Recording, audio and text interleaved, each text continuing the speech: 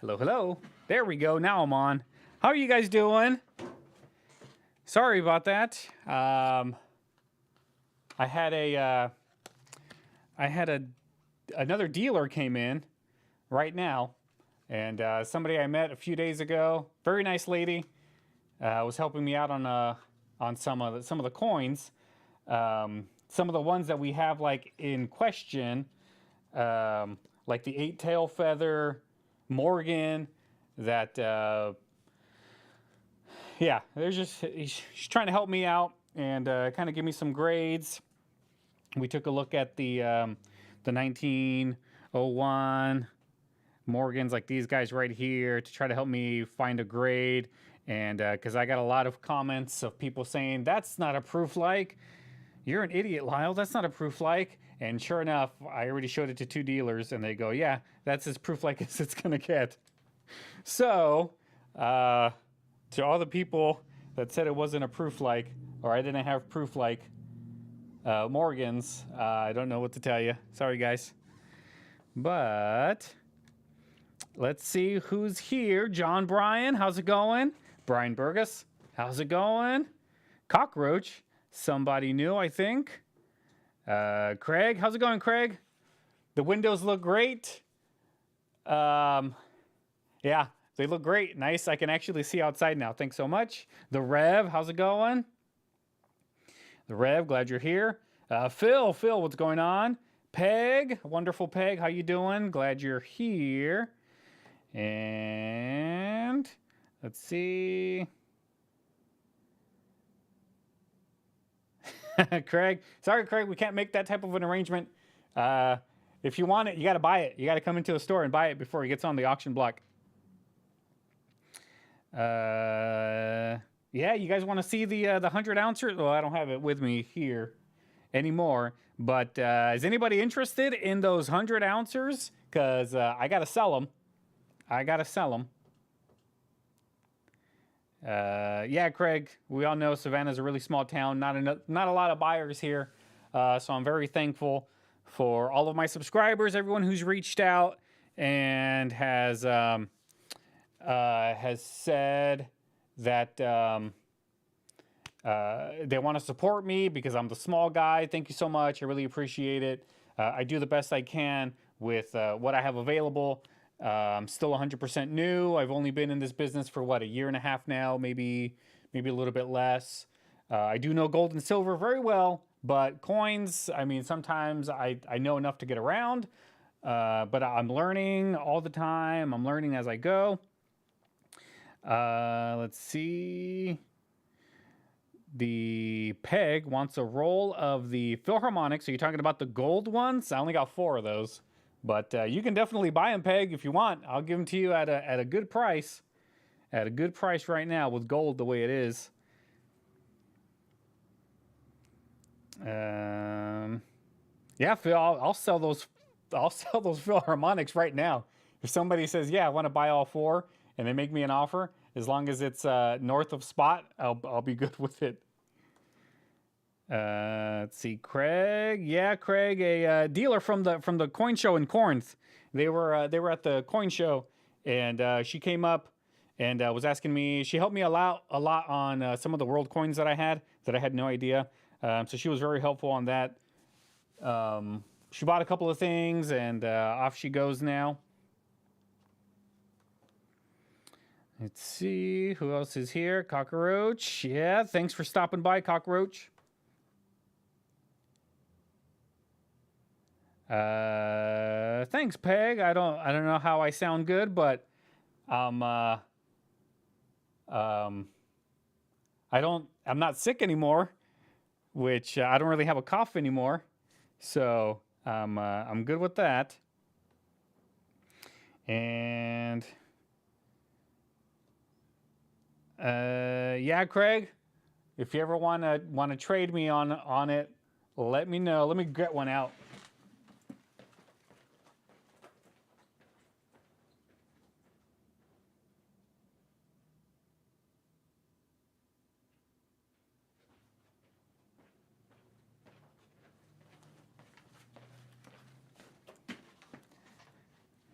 Yeah, check this out.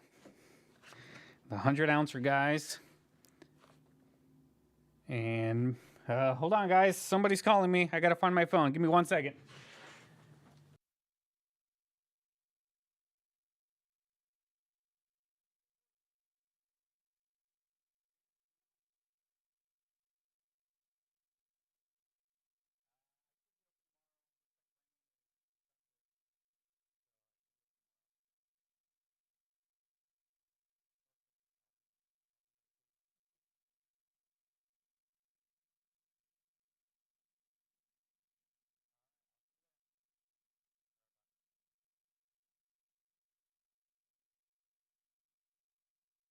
All right, here we go.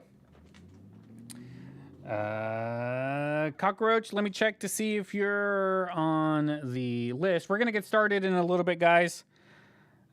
Just killing a little bit of time before we get started with some of this stuff.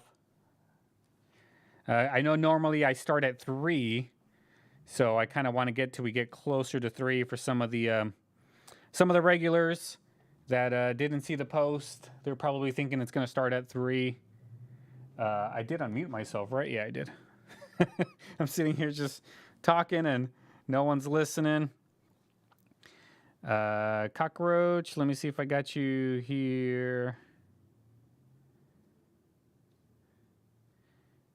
Yep, I got you here, Cockroach.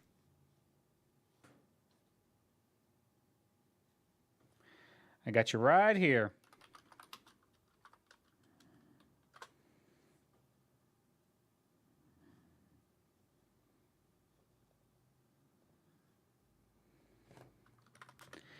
And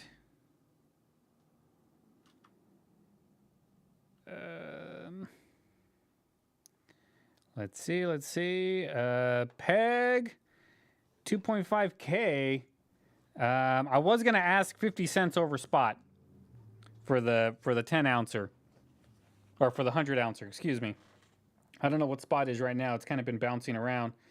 So about roughly 26. 2,600. We'll get one of these 10-ouncers, or 10, why do I keep saying 10? One of these 100-ouncers. Let me see. Hold on, guys. Let me maneuver my screens here. The Philharmonics, they were 1 ounce, Peg. They were 1 ounce Philharmonics. Anyone interested in a 100-ounce silver bar, 2,600? And it's shiny. You can see my reflection.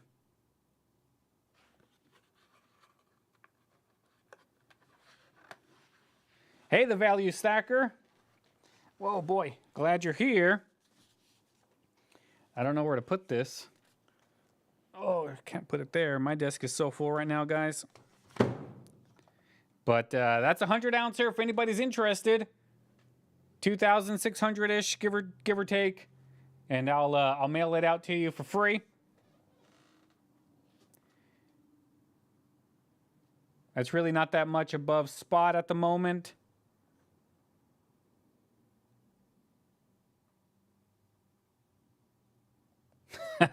Craig, I don't know about a couple. You might have to clean the windows till the end of time.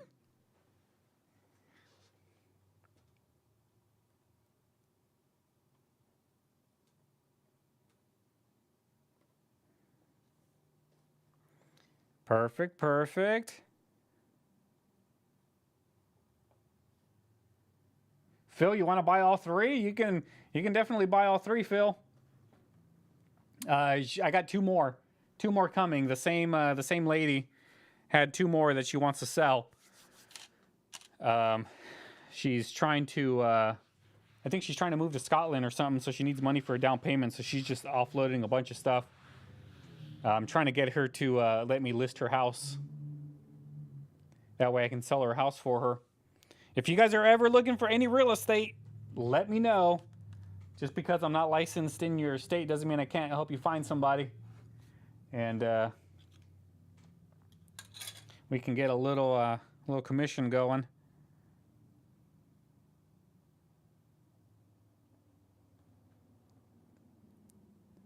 Let's see. I do houses along Pickwick Lake that they pay. Yeah, they pay that much. But how many windows do they have? I have 4.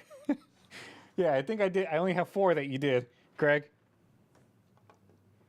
Phil will let me know because I got 3 of them right now that I got to turn, and if I can't turn them quickly, to the refinery they go. Because unlike the big boys, I don't have enough cash to let it sit there for so long.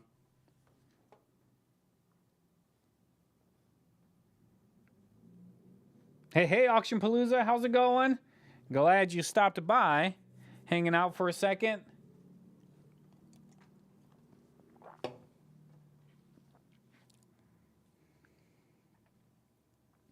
Haven't been to your guys' auction in a while.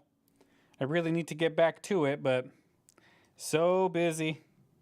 So busy.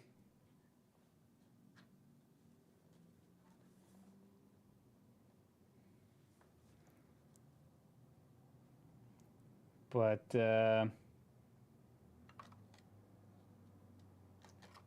yeah, just trying to see what we can do.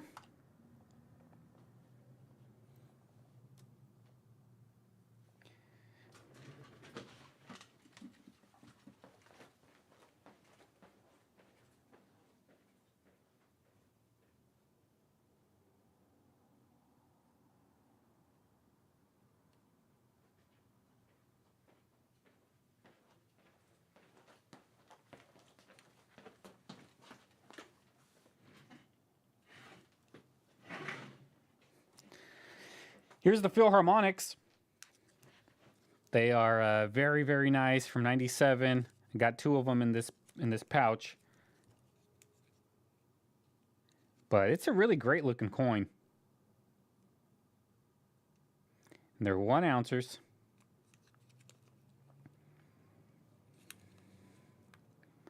And it's the first ones I've ever had in here. I don't think I've had a Philharmonic come in at all. I might have had silver come in, but not a gold. So I was really, really glad that I got to check that off on my bullion guide here. It's getting full quick. Hey, Perplexed, how's it going? Glad you stopped by. Anybody interested in these Philharmonics? Let me know.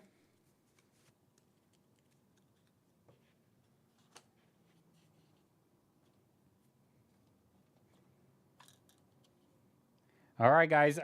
Give me a few minutes. I will be right back. Don't go anywhere.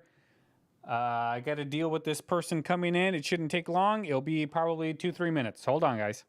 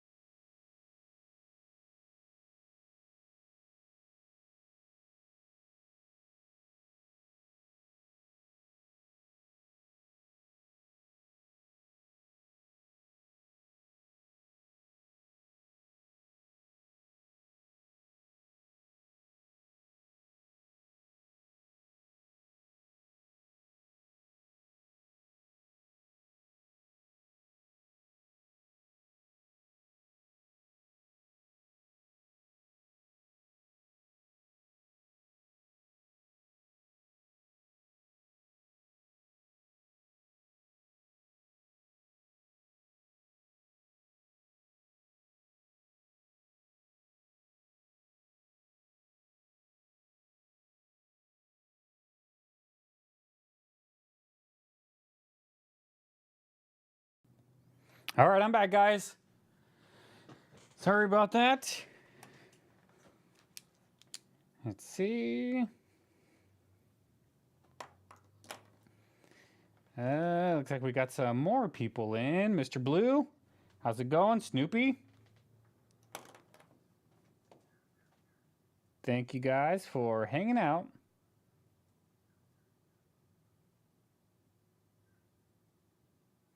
B. Miller, how's it going, B. Miller?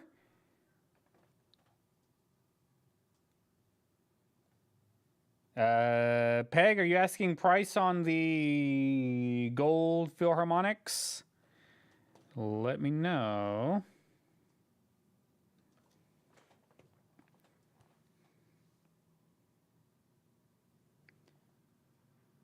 Yeah, Craig, another window cleaner came in.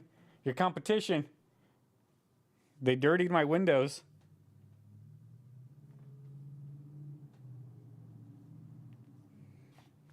On these, if you're asking about the Philharmonics, Peg, I'm thinking maybe 100 over spot.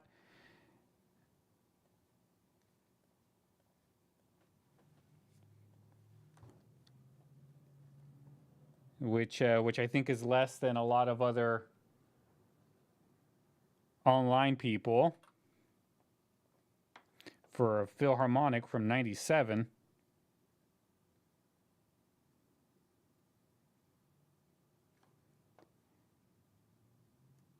Hey, Ralph. Shipping works. It's usually about $5 to $10, depending on how much stuff you get and how big it is. If it ends up getting bigger, it can go all the way up to 20. But it really just depends on what you buy and if I can fit it in those flat rate boxes, because that's pretty much how I ship is all through the priority boxes. If I can fit it in envelopes, then you just pay like $10 for the envelope. If I have to put it in like a medium flat rate box, it'll go in there. If I have to do a large flat rate box, I mean, it's like 25 bucks for a large flat rate. So it really just depends on what we buy. I usually try to do a couple of auctions before I invoice. That way it gives the people that only bought like one item, because the lowest shipping will ever be is about $5. So if you only bought one item it's a $5 item that you bought, and I'm charging you $5 shipping, then that's like 10 bucks for a $5 coin. So I kind of try to use my better judgment to kind of combine as much of it as I can, so it's not so much on you and so much on me. But we're gonna get started right now, guys, because it looks like there's people here and people are ready to buy. So we'll probably start off with a little bit of light items. But let me see what we got here. Don't know if I want to go full in on something good. B. Miller, I will invoice you after this. After this auction, I'm gonna invoice everyone who's had previous ones. Was wanting to get this last auction in. That because trust me, boxes are going to be big, and you'll like to have saved on the shipping. But hold on, let me get my screens back up in order.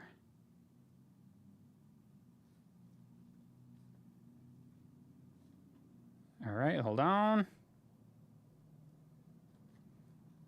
So let me know if you're interested in one of those Philharmonics, Peg.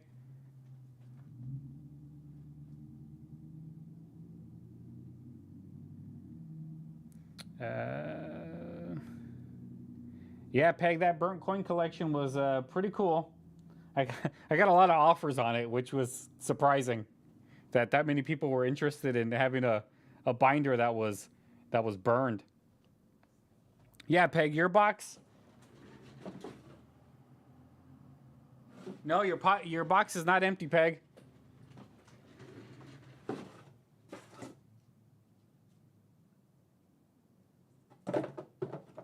You got one item in there.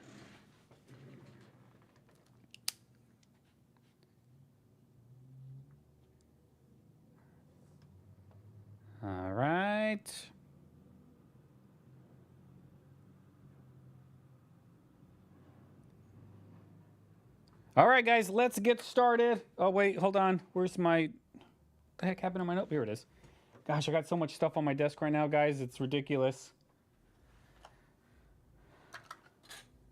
All right, guys, we're going to start off. Oh, my gosh, I have no place to put this.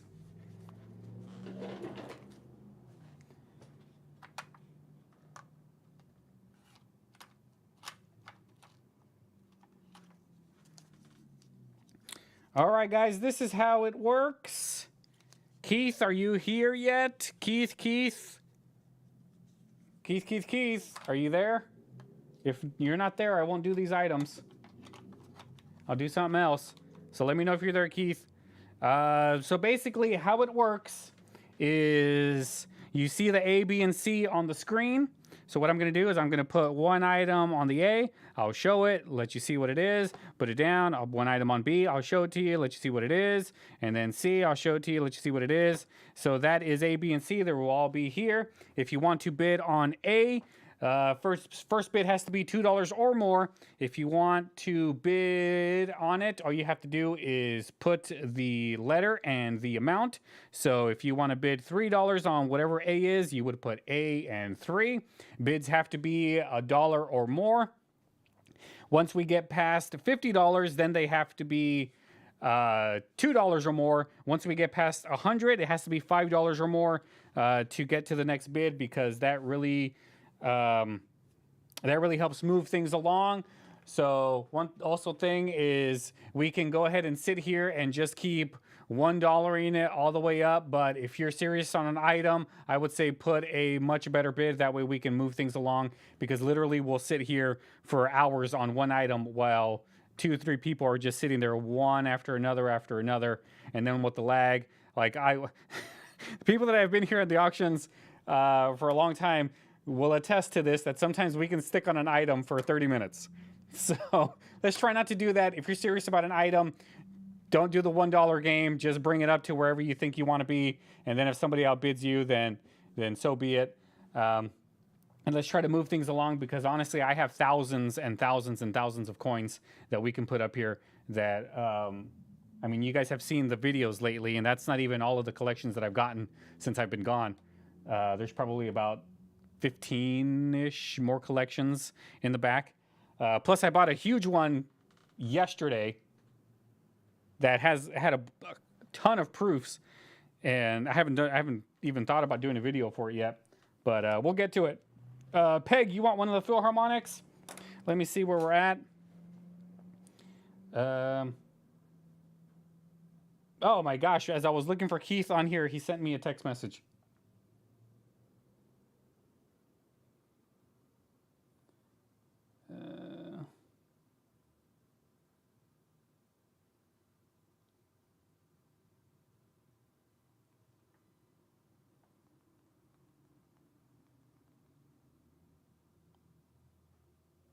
All right, sorry about that. The Rev, how's it going? I'm trying to. I got like a million things going on. Zero help. I'm trying to get a price for Peg. $22.55, Peg, on a Philharmonic.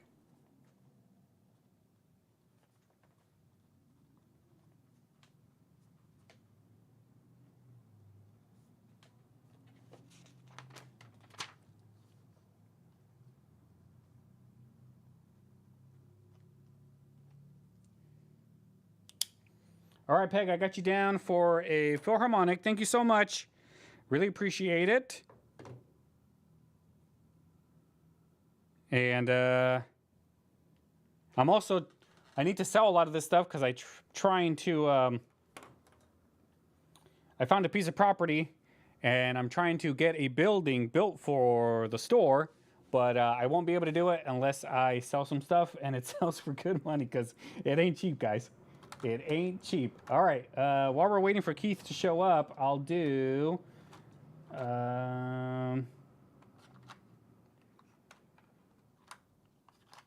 let's go ahead and start off with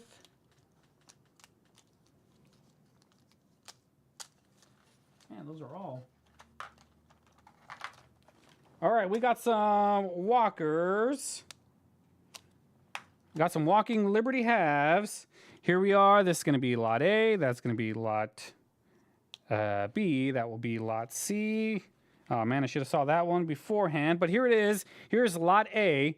We have a 1933S walking Liberty half. That is half of lot A. It's got a little bit of toning on it. And here's the rest of lot A. It's a 1934 Denver. 1934 Denver. Here we go, starting off with smaller items. That is going to be lot A. Lot A is a twofer. And lot B, we got this crazy toned 1935 Philadelphia. Take a look at that toning, guys. The camera really does not make it look as appealing as it does on the eye. It's actually really cool. But it's a 1935 Philly. And here's the reverse. Again, really nice, crazy looking toning on this one. This is part of lot B. Here's the other part of lot B. Is a 1938 Philly. Walking Liberty half. So $1 face value. 90% silver right here. That is lot B. And lot C is a 1939 Philly and a 1937 Philly. Walking Liberty half. Right here.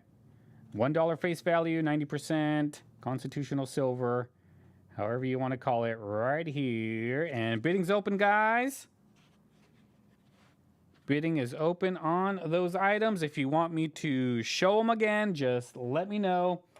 And go ahead and start bidding A, B, and C. Remember, if you're interested in lot B, punch in B and then whatever your bid is. And we go by whatever my screen says. So whoever's first on my screen is the one who gets the bid. If two people bid the same exact bid, whoever's first on my screen is the one who I am going to go with. And if you need proof for whatever reason, you don't believe me, then I will take a picture of it and show you that on my screen, so-and-so was first, and yada yada. So it looks like John Bryan is in for 19 on A, B, and C. 19 on A, B, and C. If you want in on these guys, you have to be 20 or more. And Matthew is coming in strong with 20 on B. 20 on B. And of course, we get started and somebody's coming in. I don't know who this is, but I'll see if I can scooch them along as quickly as possible. But right now we're sitting at A, 19 on A with John Bryan, 20 on B with Matthew, and 19 on C with John Bryan again. And B Miller's in there for 20 now. I'll be right back, guys.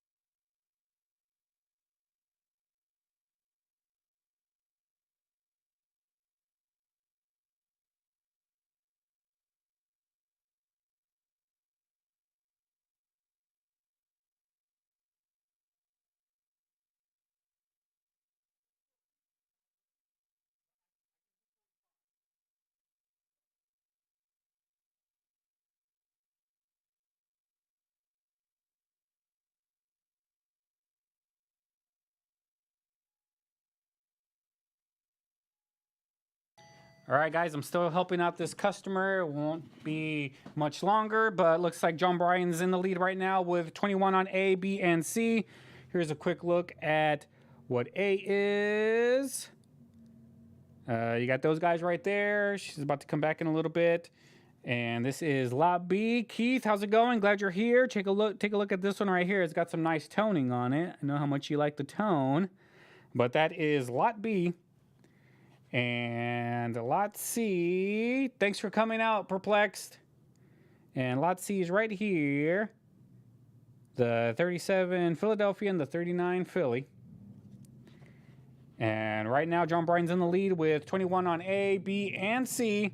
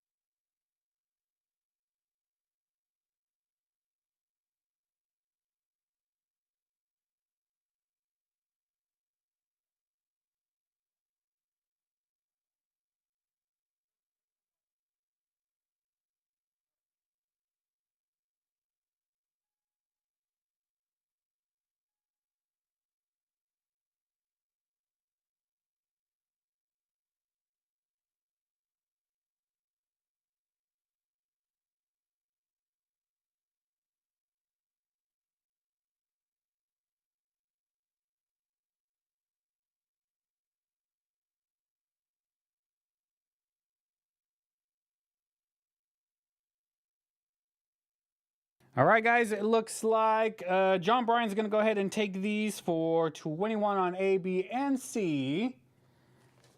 Let me write this down. That customer went back outside and they're talking to somebody, so they'll probably be coming back in just a little bit.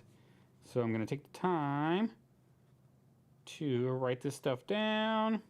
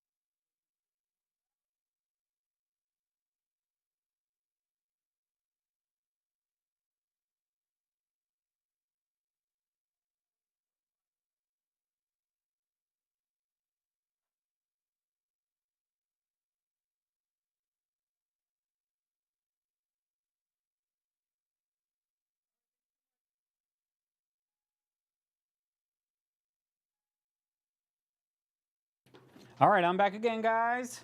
So, sorry, Matthews. Sorry, the Rev.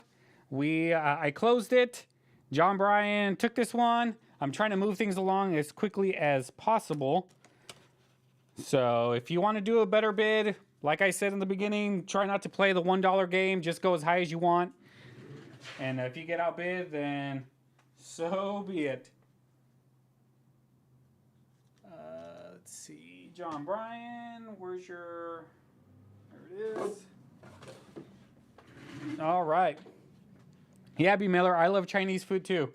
It's probably my favorite type of food.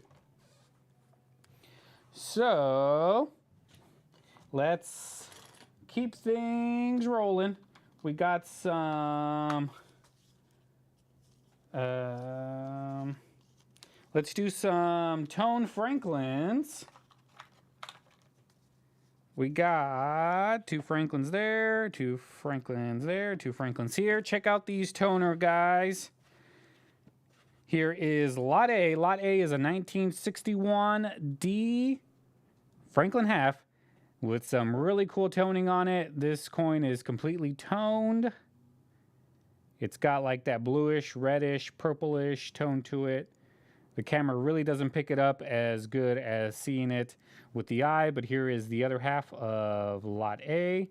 This is a nice looking Franklin half right here. 1962 Philly. It's got some toning on it. That is Lot A, guys. Lot A is right there. Here's Lot B. Take a look at this 1963 Denver toned Franklin. Right there. This one massively toned. Great looking coin. It's really shining off of that. I can't really see it that well in the camera, but I can see it with the naked eye, and it is good. That's one half of B. Here's the other half, a 1952 Philadelphia. Another massive toner. Right here. And these are 90% silver, guys. That's Lot B.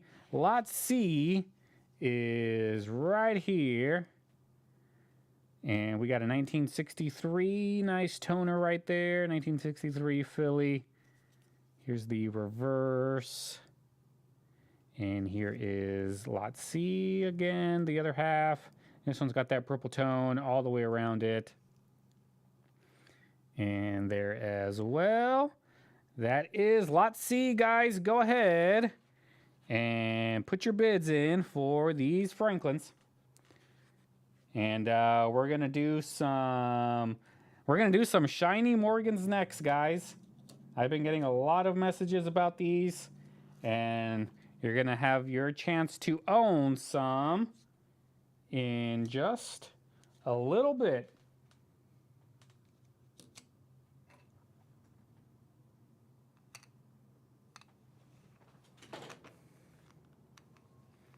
So RB, hey RB, how's it going? Starting us off with 20 on A.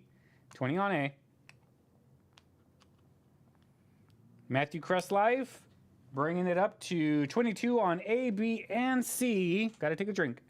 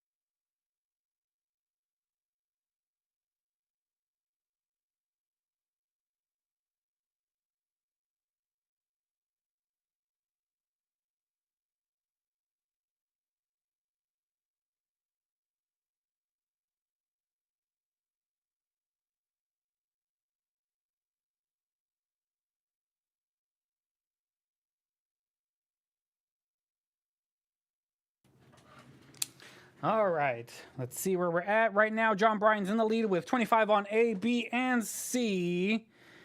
And just so we remember, guys, for some of the newbies that might be in here, the 25 on A, B, and C does not mean 25 for all lots. It is 25 for A, and then another 25 for B, and then another 25 for C, for 75 total, not 25 total. Let's remember that. And looks like RB's taking the lead on 26 on A. Brian is asking, what year and mint mark is the slab Morgan in my box? It's been too long. Let me check.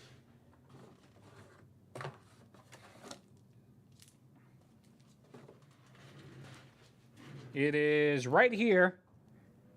It is a 1891S PCGS. XF detail cleaned. And that is the one that is in your box. I don't remember what you actually bought it for. I don't think it was $50. I can definitely look if you want me to, but I kind of have to go back on the log over here. But yeah, this one is the one, Brian.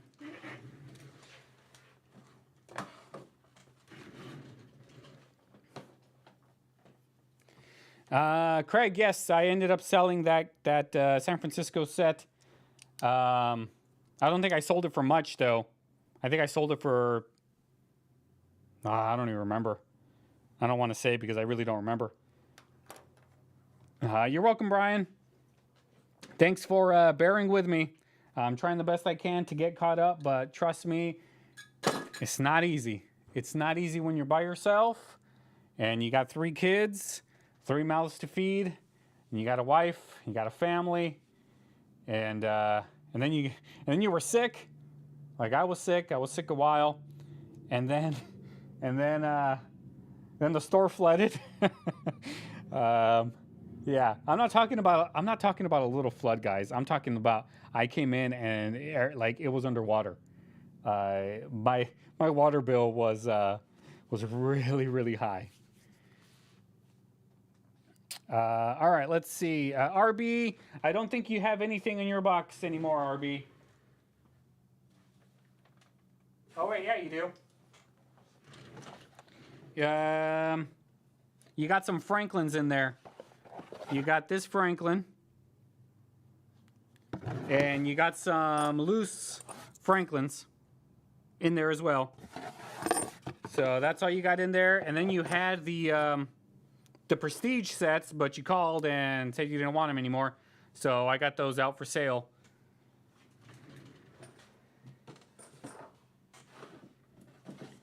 Peg, in your box, you had this 92S scratched Morgan. I don't remember what you paid for it again. I can tell you if you really want me to go back in the log and look. But that's the only thing in your box as of yet.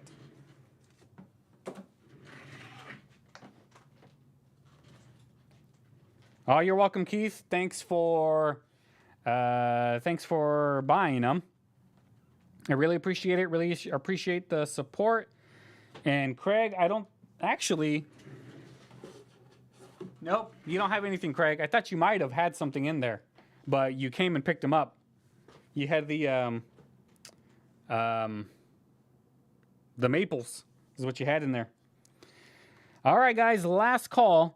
We are at 25 on A with RB, so you have to be 27 or more, and B and C are sitting with John Bryan for 25, so you have to be 26 or more on these guys, 27 or more on this one. We're going to give it 30 seconds, guys, and then we are moving on.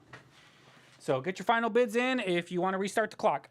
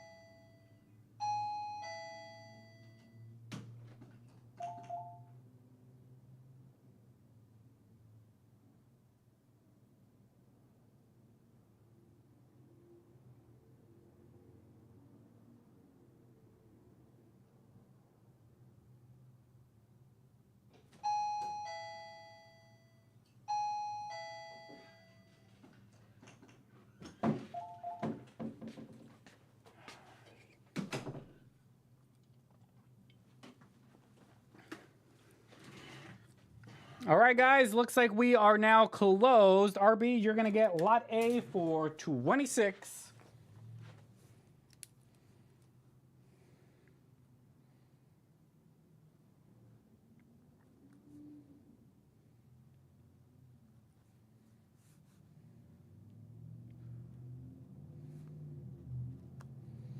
And lot B and C is going to go to John Bryan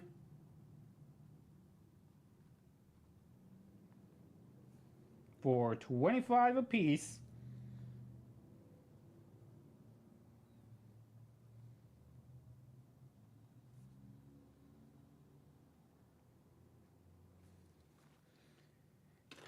Thank you guys so much.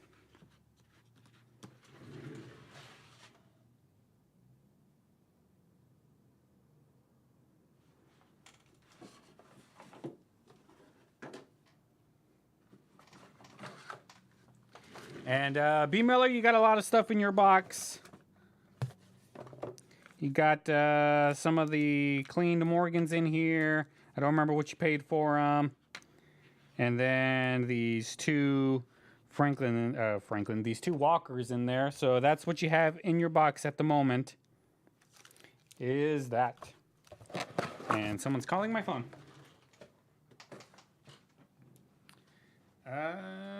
Hold on, guys. I gotta answer this.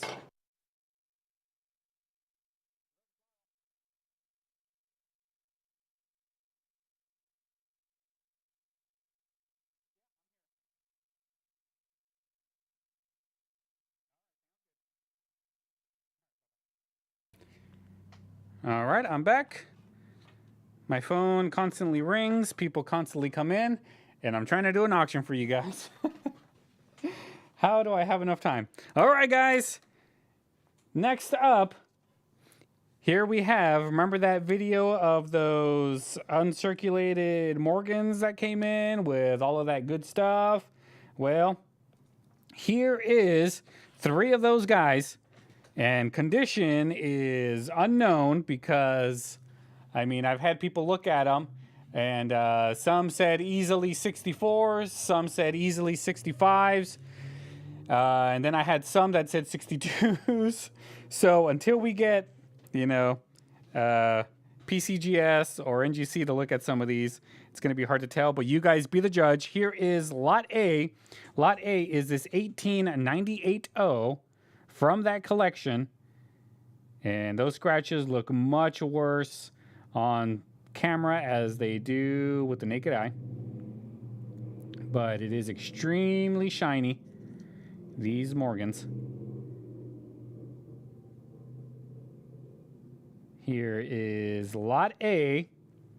Lot A again is this 1898-0. 1898-0. That is lot A, guys. Lot B is this 19040, and this one has that kind of proof-like mirror image in the back. And Craig started us off with 35. He hasn't even seen C yet, but I think Craig, I think I showed these to you, didn't I? Here is lot B. Take a look at that, guys. It is so shiny that it's reflecting right back into the camera. It looks proof-like.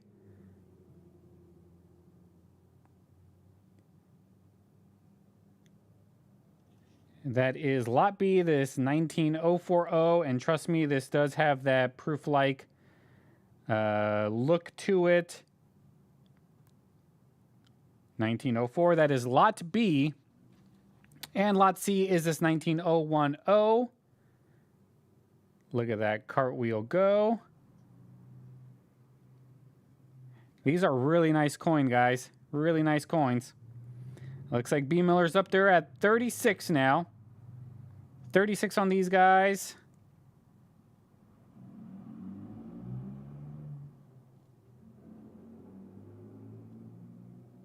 That is lot C right there. All right, guys. So far, B. Miller's in the lead with 36 on A, 36 on B, 36 on C.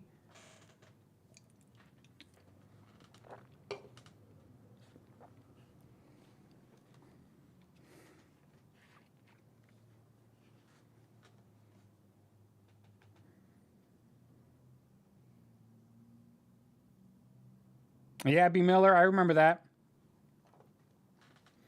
Now Peg's in there for 40. 40 on A, B, and C. She wants these wonderful looking Morgans. And trust me, I mean, you can see them just glare off of that.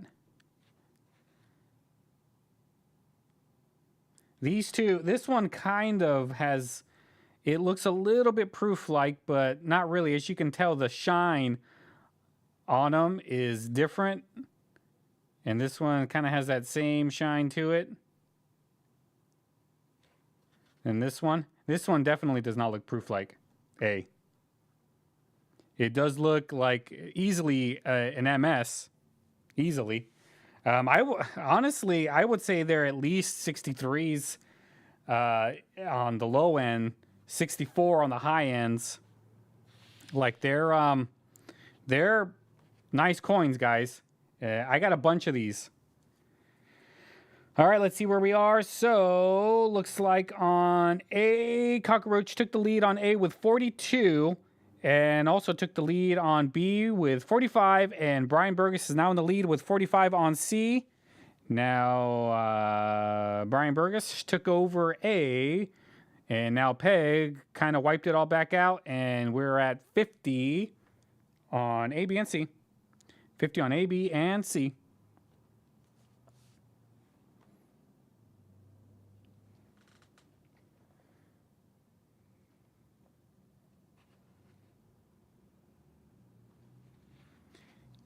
Here's the reverses. And B. Miller's out, but Bull is in for 55 on B.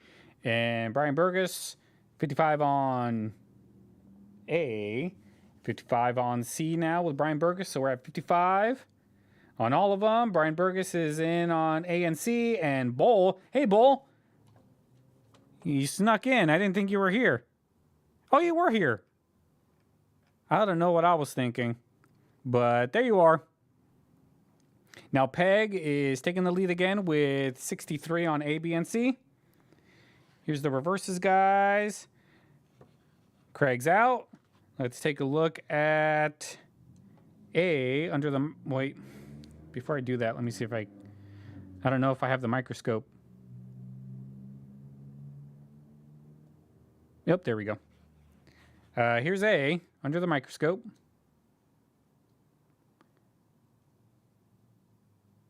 Nice detail.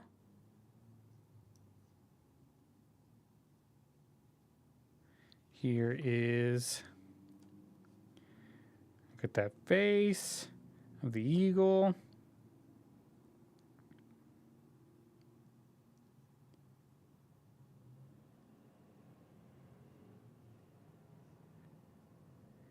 United States. So that's a close-up of Lot A. Here's a close-up of Lot B.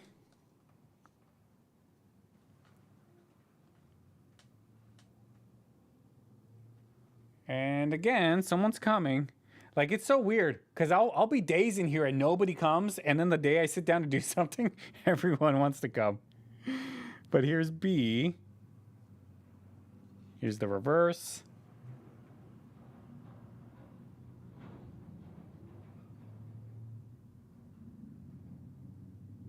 All right, and here's a quick look at C. This is the one of the almost proof-like ones. 1901.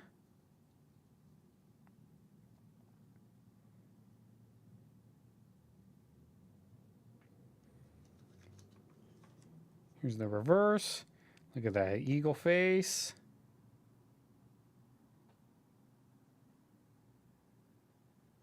Craig, I think I might have one or two or maybe three nice peace dollars, somewhat nice. I can probably do 2 peace dollars and a Morgan next for you. See if you want any of those. All right, so let's see where we are right now. Peg is leading A with 70. She's leading B with 63 and C with 70 on these guys. And they're really nice looking Morgans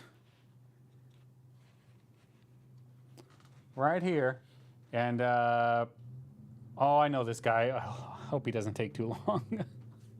I gotta get onto the auction. All right, I'll be back, guys. I'm gonna see if I can make this go fast.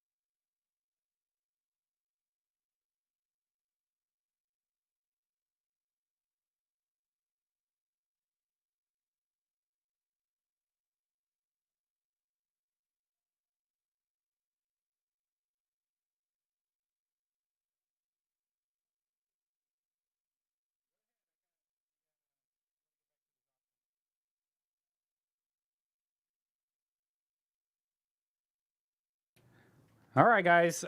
Looks like Peg took the lead with A and C for 88, and B is, I believe Peg still has that one. Let me see. Let me go back. B 63, I think, is the last one I see. Last bid on B. So it looks like.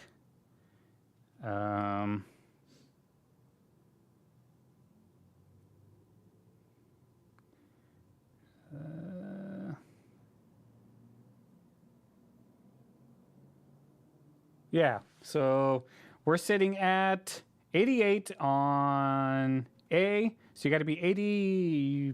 No, you got to be 90 or more. Same with C, you got to be 90 or more. And on B, we're at 63. All of them are with Peg. You got to be 65 or more. And last chance, guys, you got 30 seconds. If not, we will move on. And don't worry, Brian, we got more.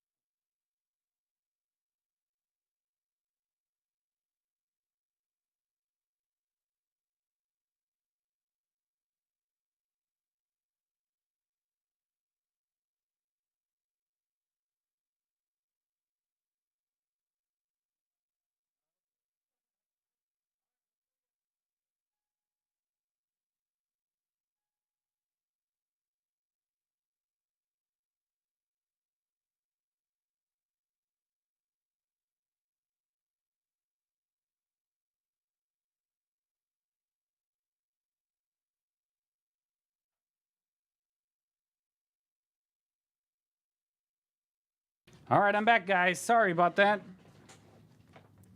Man, sometimes I get customers that they like to talk and talk and talk. And when I saw him coming in, I was like, man, I hope I can get him out of here. I hope I can get him out of here quicker. But that's probably the quickest I've ever got him out of here. I had to get back to the auction because it looks like we're now closed, guys. So let me check to see. Looks like Peg won everything. Peg is getting lot A for 88. Lot C for 88. And lot B, looks like there was a little bit of a battle going on for 70. Only 70? Really? This is the proof like. I thought for sure this one would have gone higher. But, yeah. I don't know. That was the proof like, guys. But, no worries at all. Let me just write this down.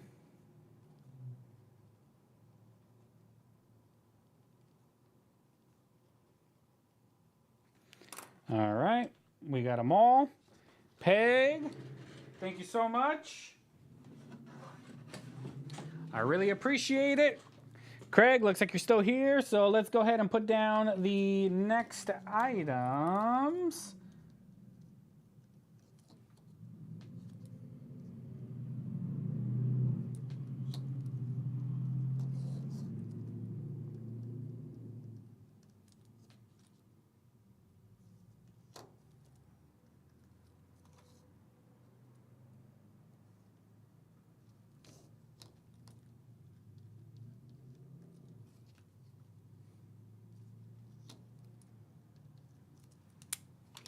All right, up next, we got some better looking piece dollars on a nice Morgan over here. So lot A is going to be this 1921 piece dollar, Philly. Still has a little bit of luster on it. It is probably an about uncirculated is where I would probably put this 1922 Philadelphia piece dollar right here. That is lot A. Lot A right there, guys. Lot B is this one right here. It is a 1923 piece dollar, Philadelphia. And this one you can see is, I would call this one probably either an AU58, if not an MS60, somewhere around there. I would probably put this one. It is in a little bit better condition than A, as you can kind of see, but looks nice. Has a nice cartwheel. Here's the reverse. Check out the reverse here. Nice coin. This one is a 1923. Lot A is a 22. It's a 22 piece. That's lot A. Lot B is a 1923. And on lot C is another 1902 O. And this one, as you can see, the condition, easily in the mint state. Not really sure where it would lie. Probably a 2 or 3, I would say. The cool thing on this one, though, is that it has like this reddish tone to the back of it. Kind of hard to see, but it's there. Let's see if I can bring it a little further down. I don't think you can't really see.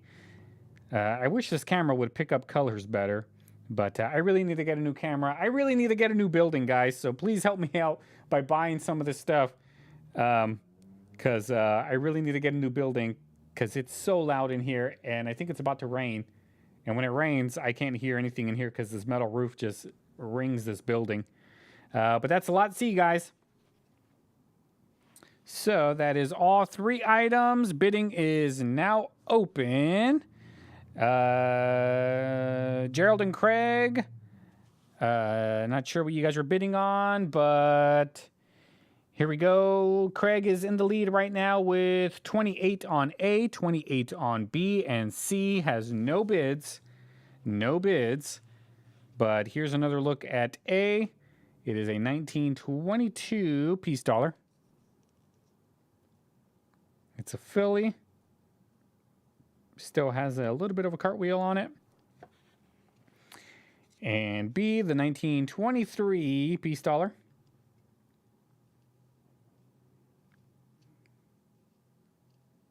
Here we go. And the 1902. Oh, right here. Morgan. Nice looking Morgan, guys, right here.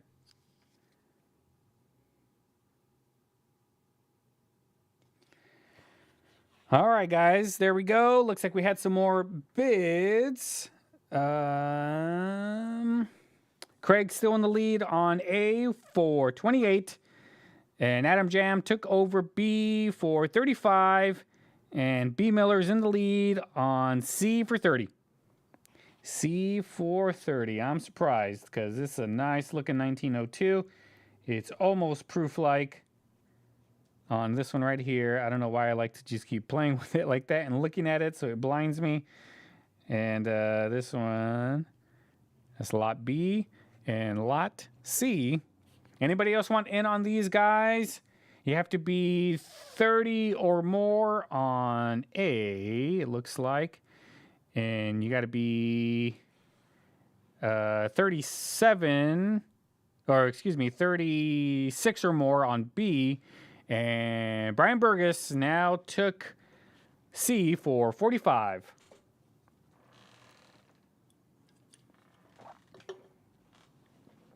And RB's out.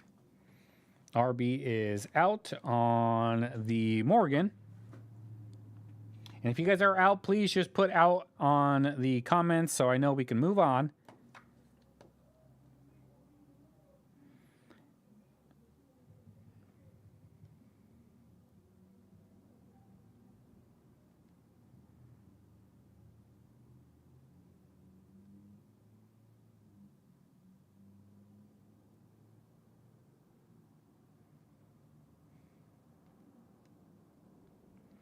You guys talking about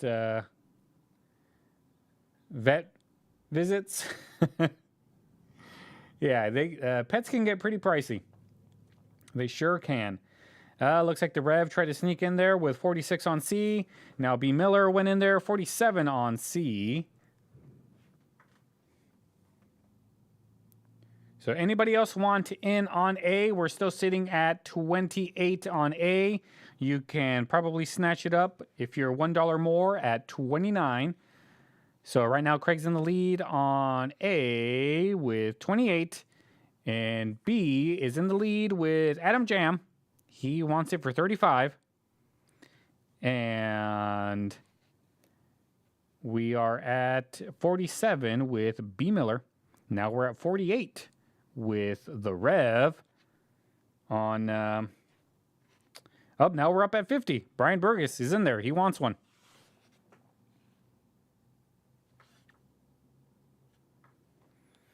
He wants one of these 1902s.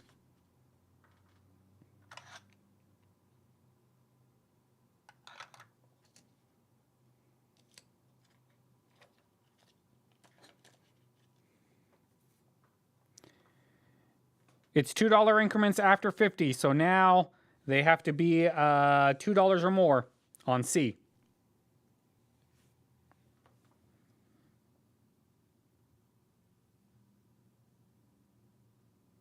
CRB, doesn't look like it, but I can show it to you under the microscope.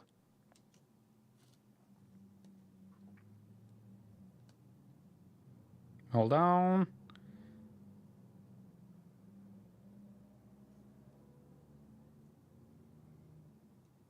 There is a shot of the C, or the O, excuse me, on the Morgan.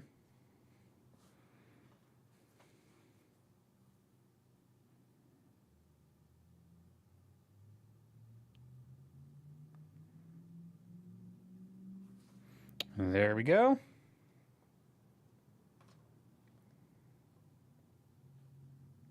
There we go. So now B. Miller's in there for 52 on C. So last chance on A. If nobody else bids 29 or more on A, then I'm going to close it out and sell it to Craig for 28. So last chance on A.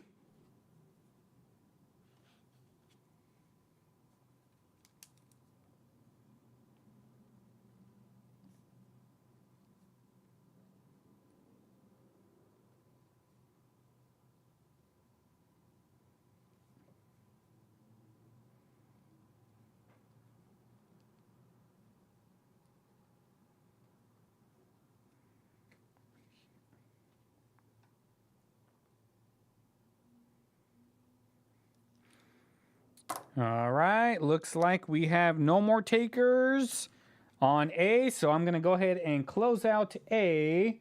Craig, you're going to get this one for 28.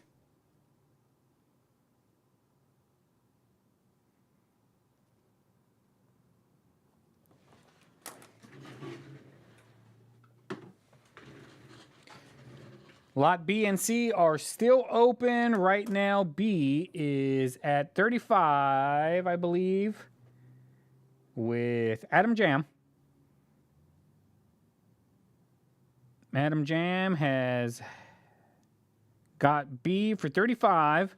You got to be 36 or more if you want in on C. You have to be 54 or more, because right now B. Miller has C at 54.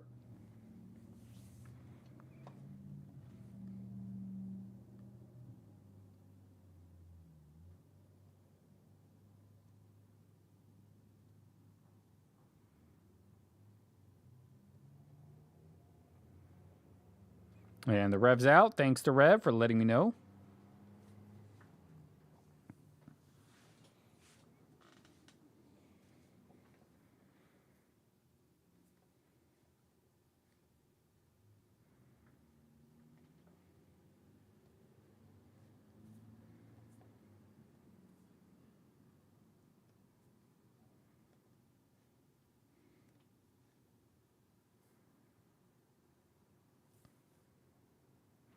Anybody else want in on these guys? Now's the time. What in the world is going on with my screen?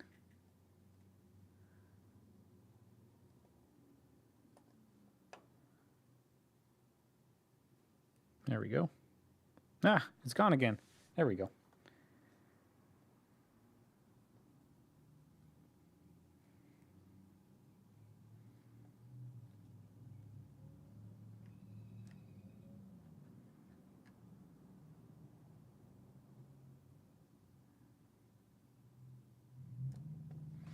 All right, 30 seconds, guys. Gonna give it or more on B to get this 1923 Philadelphia Peace Dollar.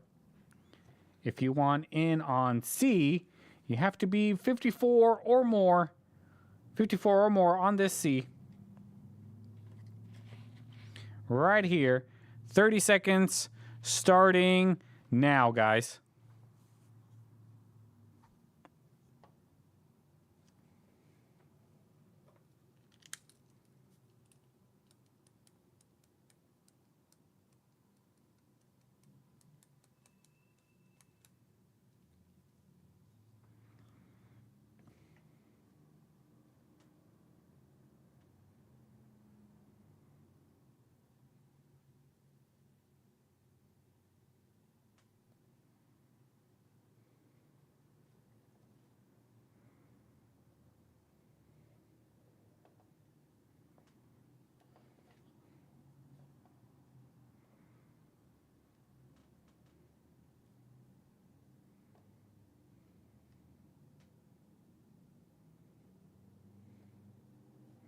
All right, guys, looks like we are now closed on these two. So looks like Adam Jam, you're walking away with B for 35. And B Miller is walking away with C for 52. Thank you guys so much.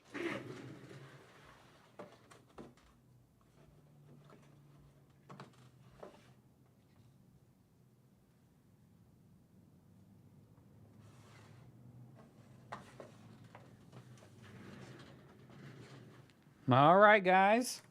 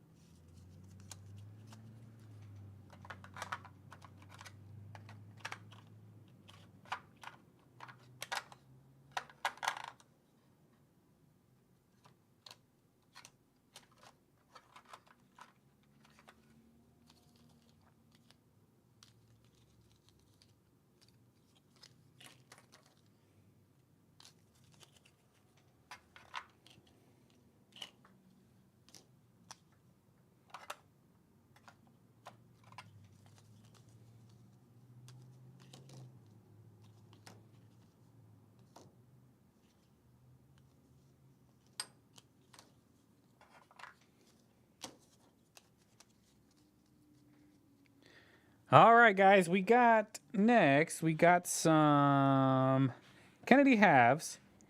Here we have lot A is 2 1964 Philadelphia Kennedy halves, and they both got some nice toning on it. This one's got that nice purpley red one. This one's got that greenish, brownish, reddish, yellowish color to it. Looks really nice. And they are both 1964 Philadelphias. 90% silver. They have some nice toning on them. Nice looking coins. Right here. Right there. This is going to be lot A, 90% halves right here, guys. From 1964. They are Kennedys. The only year that is 90% for Kennedy halves. Lot B, we have this 1964 D and a 1964 Philly. Both of them have nice toning on them and nice cartwheels. They are in really nice shape. With that toning, makes them look like one-of-a-kind coins. Here is the reverse. It's got toning all the way around, all the way around. We got nice toning on those guys. Here we are again. They're upside down, but we're just looking at that tone. That is going to be lot B. And lot C is this really nice looking 1964 Kennedy half. It looks really nice. Nice tone. And this other 1964 Philadelphia right here. Not as eye appealing as the other one, but sure enough, this one right here has really good eye appeal. So those two are lot C. And looks like B. Miller starting us off with a modest bid of 16 on A, B, and C. If you want in on these, you have to be 17 or more. Across the board, 17 or more.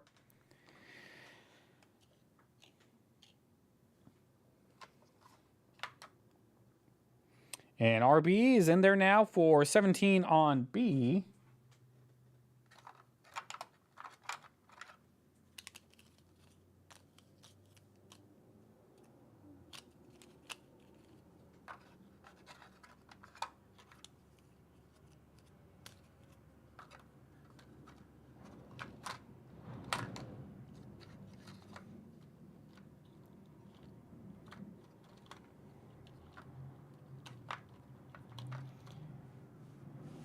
And B. Miller is now in there for 19 on A, B, and C.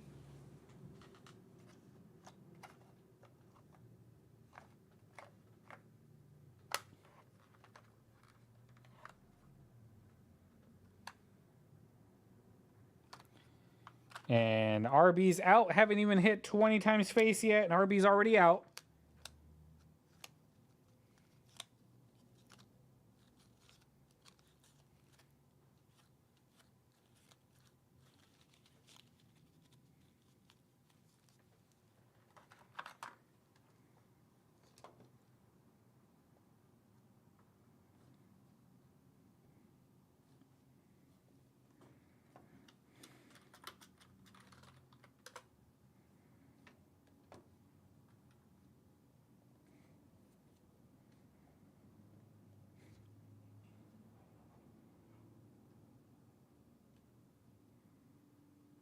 Anybody else want in? You have to be 20 or more.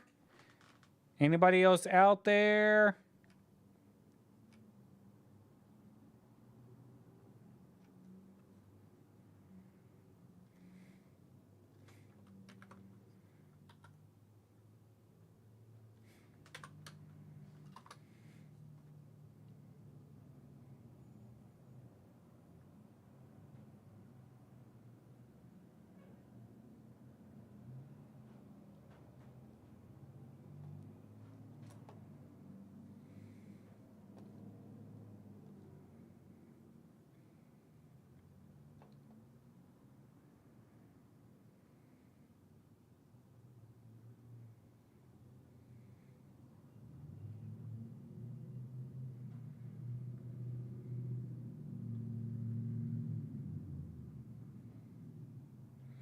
Anybody else want in, guys? You got to be 20 or more across the board. Gonna give it 30 seconds in just a little bit if nobody else bids. 20 or more for these 90%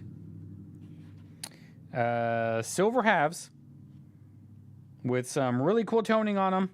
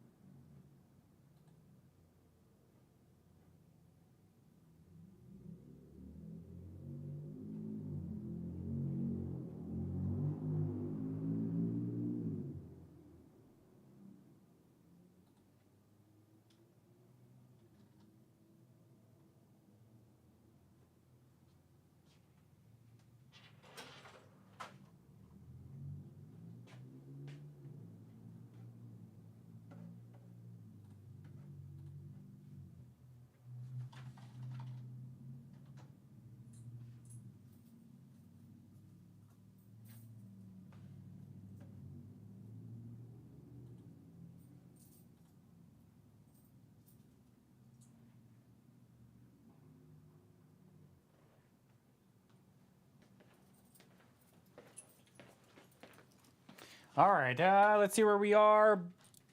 Bull jumped in there for 20 on A and B. Jake, how's it going, Jake? Jake's in for 20 on C. And B Miller's out. I got somebody coming, guys. I will be back in a few minutes.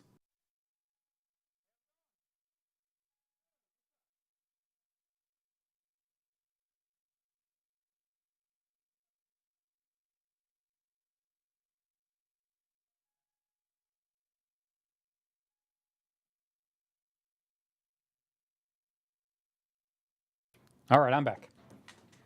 They were looking for the U-Haul place. And then they park in front of my store.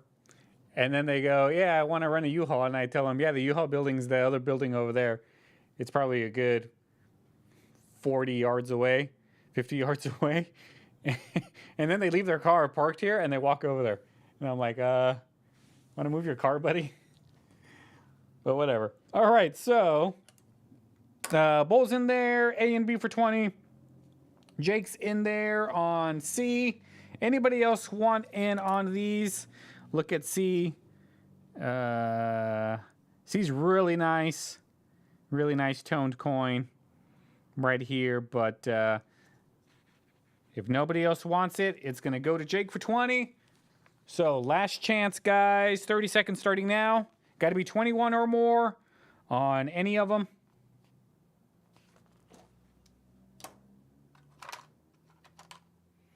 And while we're waiting to see if there's anybody else that wants to bid, do I have any requests on anything you guys might want me to put up on the auction block? Let me know. Hold on, I got to go put these in inventory. So let me know. And Matthew Crestlife came in there on C for 21. And I got to go put these in inventory. I'll be right back. So we're at 21 right now with C.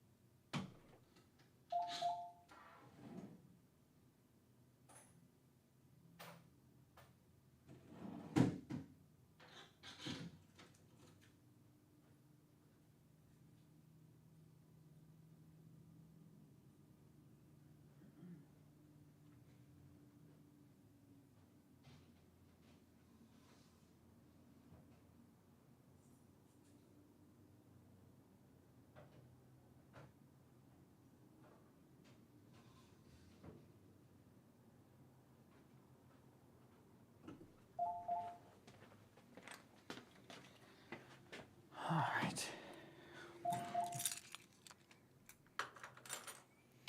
right. Craig, yes, I did sell those 20 ouncers. I did sell them. Jake's out.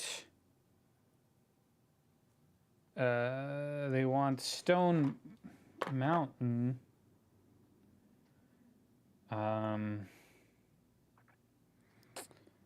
I don't even know where that coin is.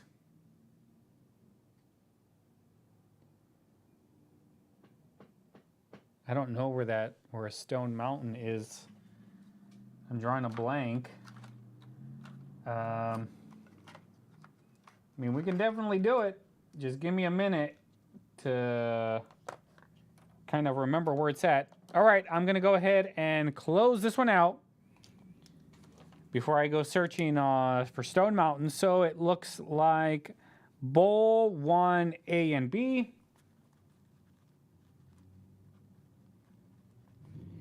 And Matthew Crestlife 21. Lot C.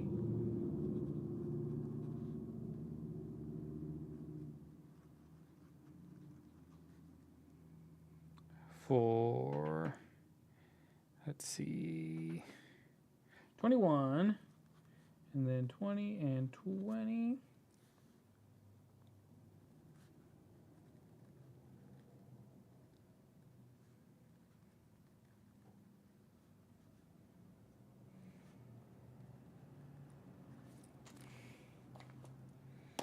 All right. And then this is Matthew.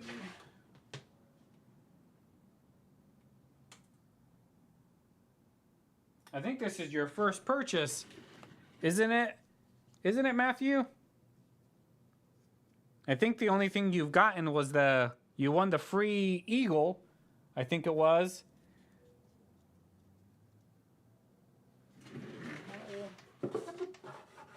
So, because I don't see a box for you, so let me make you a box real quick.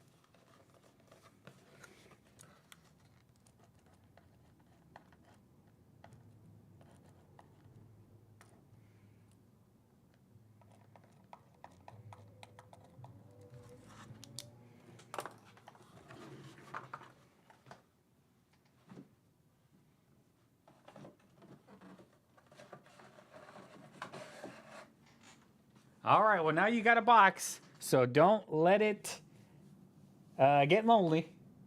And I really don't know where that stone mountain is, guys. It might be in here.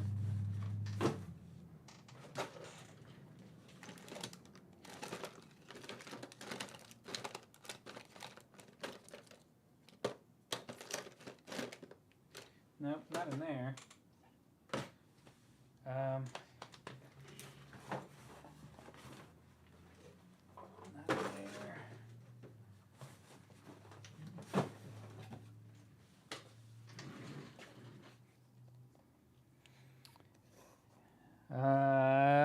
Sorry, Cockroach, that your coin shop is not up to par.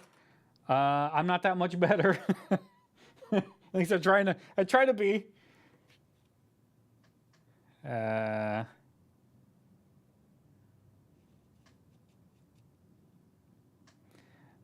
me see what you're saying. I just ran across this guy. Are you saying this guy like me? Am I this guy? You live right down the road from Savannah. Coin shop in my town. I'm assuming you live in Jackson. Is what I'm guessing. Yeah. Jackson. Cummings. Yes. look at my reviews on Google, and you'll see some people mention that they live in Jackson and they drove here because they wanted to deal with me versus dealing with Cummings. Yeah.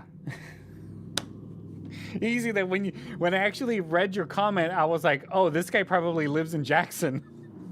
And sure enough, your next comment, Jackson. And I was like, yep, I knew it. All right, I have to find this Stone Mountain for you guys. So this is what we're going to do. Imagine that lot C is that Stone Mountain coin. I'm going to go find it. But lot A and B, so I try to do kind of like things. So lot B will be, or lot A is going to be this Carver 50-cent piece right here, kind of like the Stone Mountain. It's from 1952. It is 90% silver, and it is one of those commemorative halves, just like the Stone Mountain. Here it is. Take a look at that. I've never seen this coin before until it came in, but I am ready to sell it. 1952, Carver Library, Booker T. Washington. It's a nice coin. That is going to be lot A. Lot A. Lot B, we're going to do one of these Ellis Island coins, because I have like, I think I have 30 of these now, so help me sell them. Here's a 1986. It's actually a Liberty coin, but I call it the Ellis Island because it's basically for Ellis Island. And here it is. It is 90% silver, and this is $1. It's got about, what, almost $20 worth of silver in it right now with the price of silver, but it's a proof. It's an S. Comes in the box and everything. That is going to be lot B is this Ellis Island, and lot C is going to be that Stone Mountain, but I got to go find it. So you guys bid away. Remember, Stone Mountain is supposed to be here. I don't know where it is. I'm going to go look in the displays.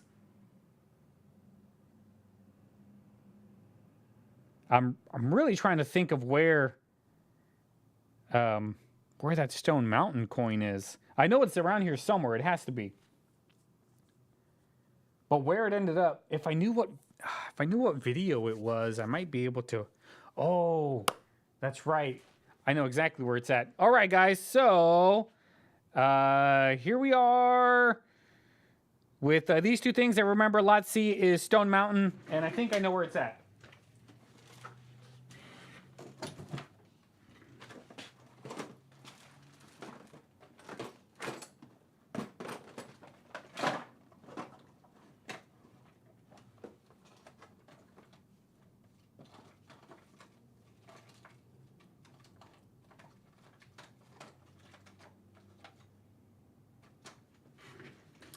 And just like that, here it is.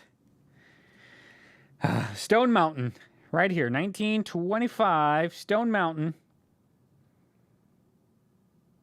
And I need to put a note to myself that I need to put this one in inventory before I sell it. So here it is, Stone Mountain, lot C. Very nice coin. Probably one of my favorites out of the commemoratives is this one right here.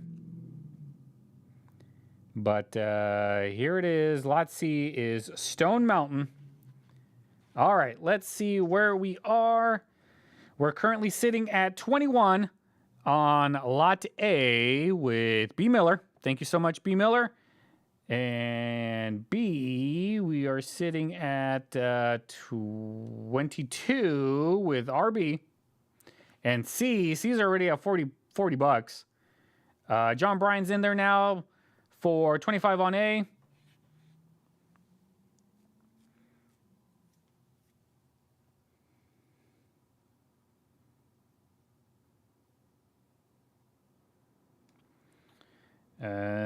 Which coin are you talking about, Matthew? Oh, this one? The Stone Mountain, yeah, she's a great looking coin. Really nice design. It's got Robert E. Lee right on it.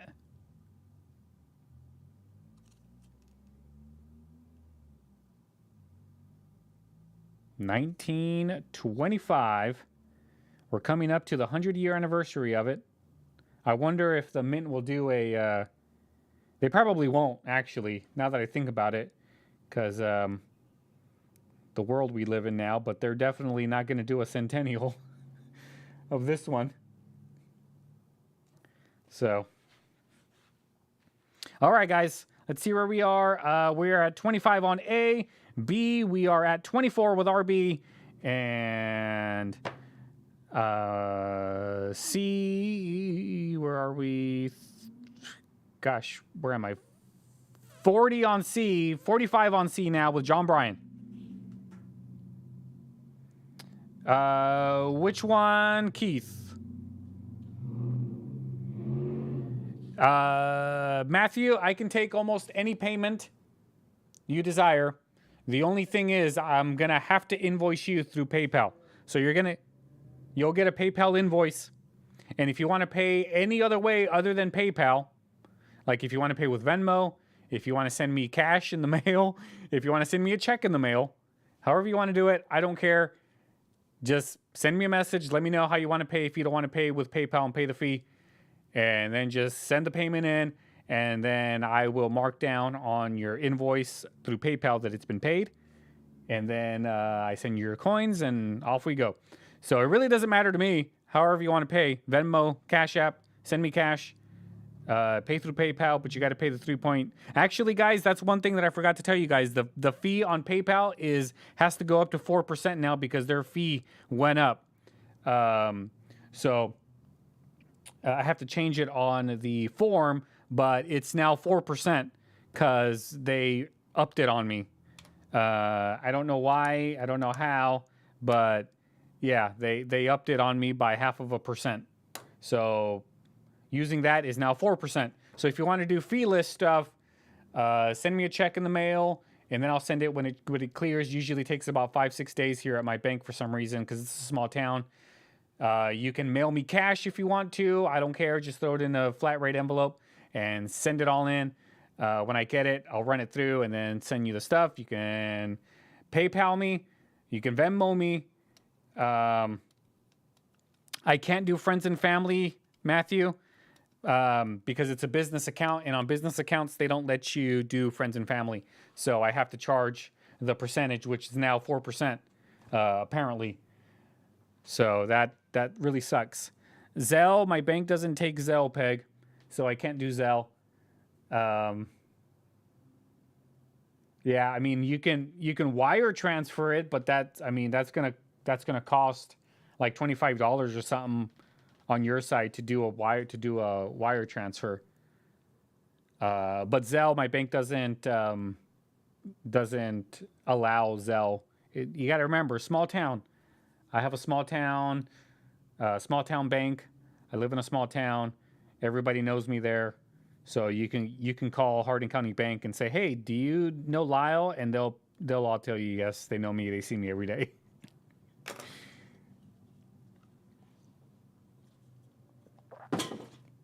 One thing I know how to do well is networking.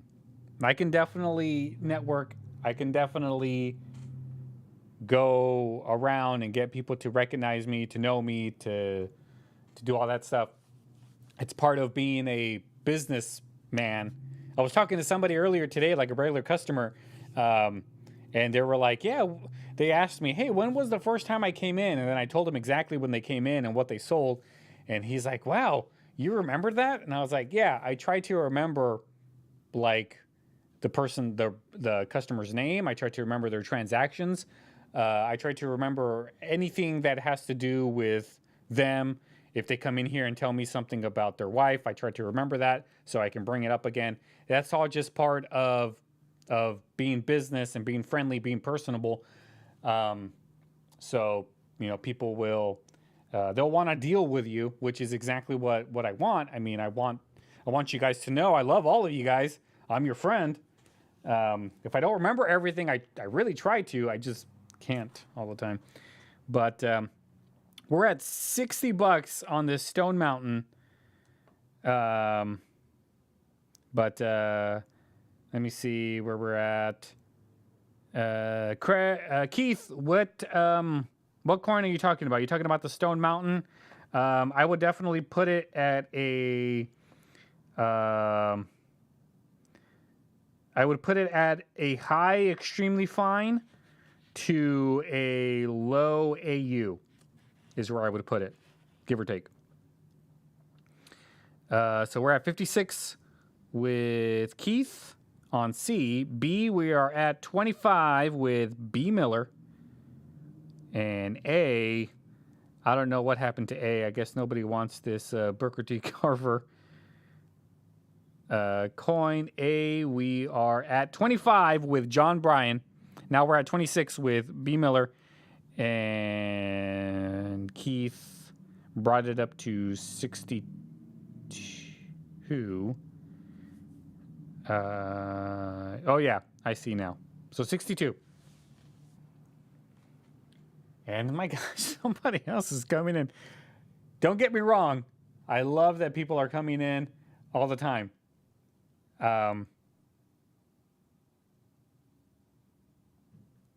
But sometimes when I'm doing auctions, it kind of gets irritating.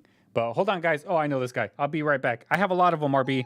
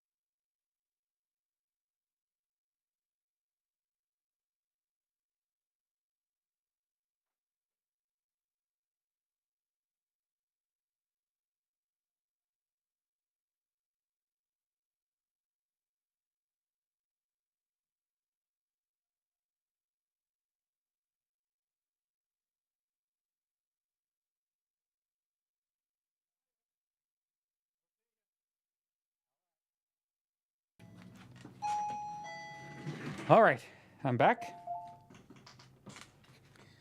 So, let's see where we are. So RB, yeah, I have a lot of the Ellis Island ones. RB. And is A silver? Yes, it is. 90% Craig is this one. They're both 90% silvers. I think most of the commemoratives are 90%. Even the Ellis Island. The Ellis Island is 90%. They did make some clad versions of it. Yeah, they did make some clad versions of a lot of these coins. The Ellis Island, I think I have a clad one somewhere of the Ellis Island. But yeah, 90% silver is usually what they make them out of. I don't think they've really made any 100% 999 silver commemoratives. I could be wrong. But yeah. So yeah, everybody's answering 90%. Half dollar. That's correct, Matthew. Thank you. RB's out on B. Cockroach getting in there, letting us know. And let's see. All right, so A, we're sitting at 39 with Peg. So 39 on A, you got to be 40 or more. And B, looks like we're sitting at 25 on B. Let me double check, but it looks like 25 on B with B Miller. And C, we are at 62 with Keith. So, yep, that sounds about right. So we're at 39 with Peg. You got to be 40 or more. We are at 25 with B Miller. So you got to be 26 or more. And we are at 62 with Keith. So you got to be 64 or more. This is your last chance to get in on any of these. Gonna give it 30 seconds. Yes, Craig, there is bids on it. We're at 39 on A.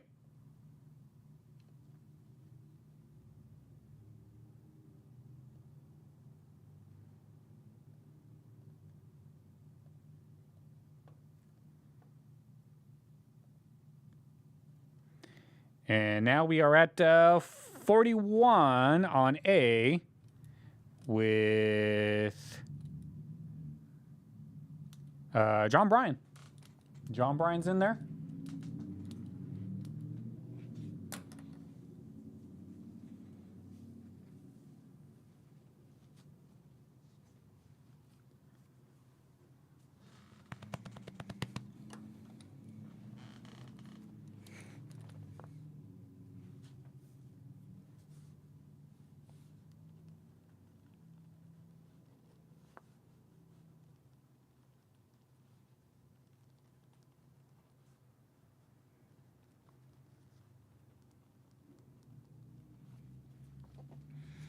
All right, so now we are at 63 on C, 41 on A, and B, we're still sitting at 25.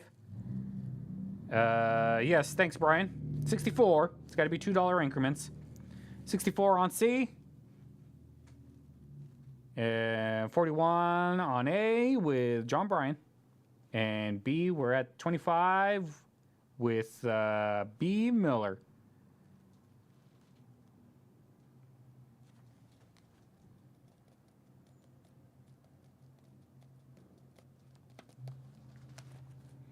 All right, anybody else want in, guys? Now's your last chance. But I think I saw Keith that was going to be his max on the Stone Mountain. So going to give it 30 seconds starting now, guys. 30 seconds starting now. If you want in on any of these, you got to be 42 or more. You got to be 26 or more, and you have to be 66 or more. Final 20 seconds, guys. Final 20 seconds.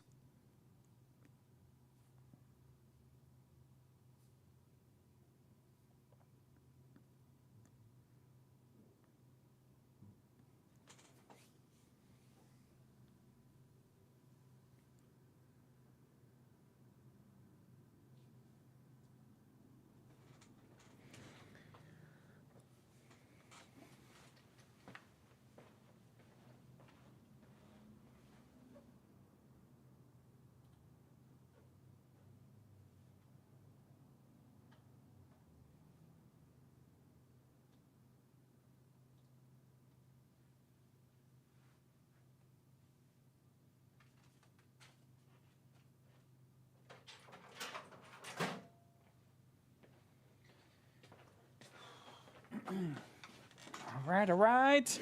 So, looks like Jake's in there. Jake came in right at the nick of time for 26 on B. 26 on B for the Ellis Island. So now I got to reset the clock. Going to give it another 30 seconds starting now.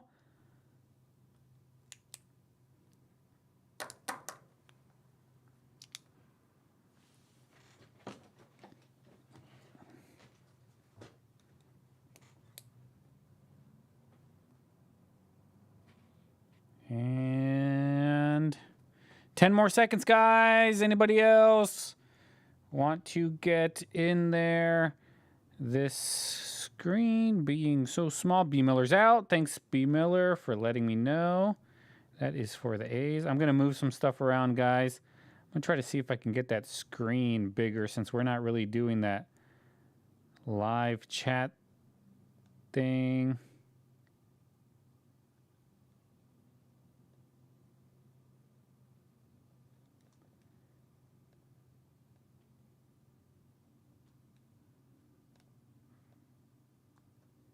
Go like that. I'm just trying to make it bigger for us, guys. All right. And looks like we are now closed, guys. Let me see. The Booker T is going to go to John Bryan for 41. Ellis Island going to Jake for 26. Stone Mountain is going to... sorry, Peg. I closed it already. No more bids. We are closed. Sorry about that. As much as I would like to reopen it for you and get an extra $2, it is closed. And so that's going to Jake. And C is going to go to Brian Burgess. You're going to get C for 64. Thank you so much. Really appreciate it.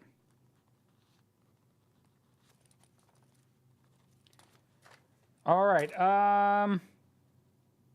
Yes, RB. If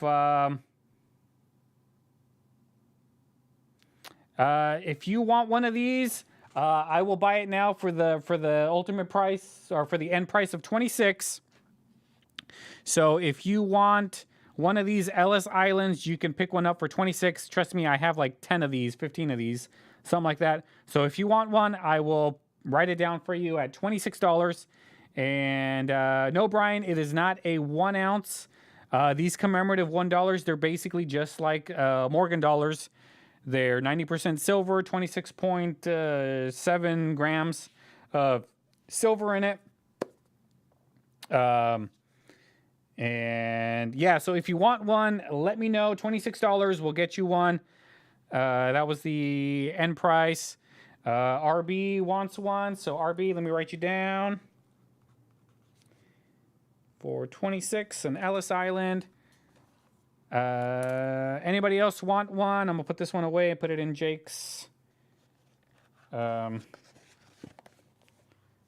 it in his box. And Booker T is going to John Bryan. Jake. And then I gotta put one in RB's. And this one is going to Brian Burgess.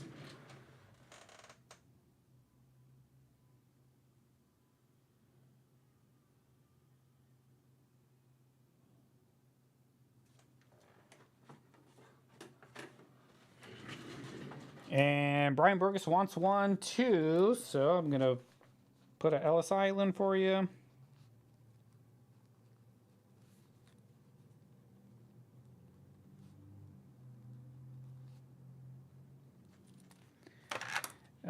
B. Miller, did you want one since you were bidding on it as well? Do you want to get a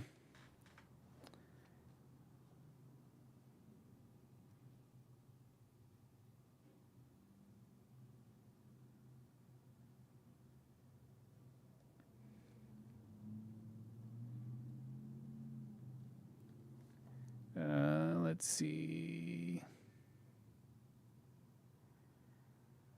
All right, B. Miller, you want one too? Let me put it down.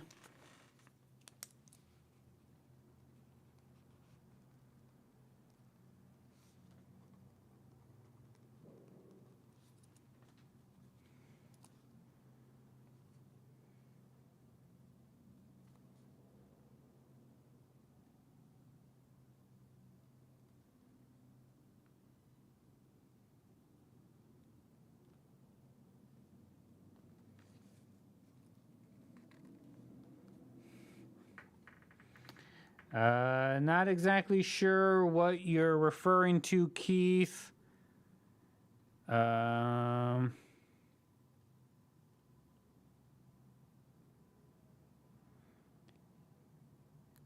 I had you at 62, and then Brian Burgess came in at 64. So Brian Burgess won the Stone Mountain with 64.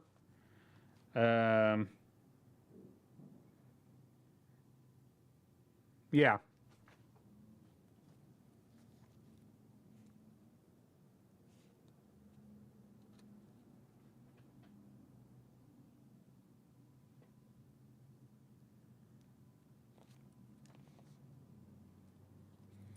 All right. Anybody else want an Ellis Island? I got a few more. If not, we will move on.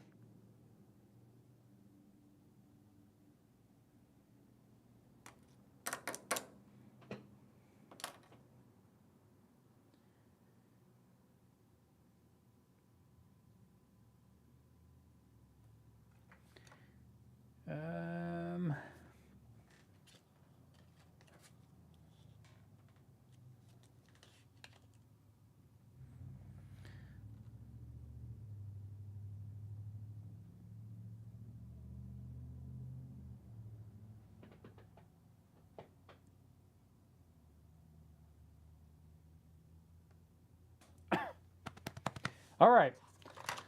Let's continue. Any more requests, guys? Anybody else want anything specific to come on? Because I got...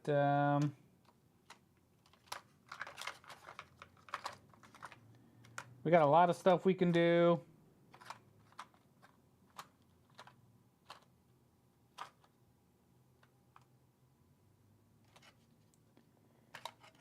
Maybe we can try doing some buy it now items of stuff that I have in the display. Or we can do some more auction stuff.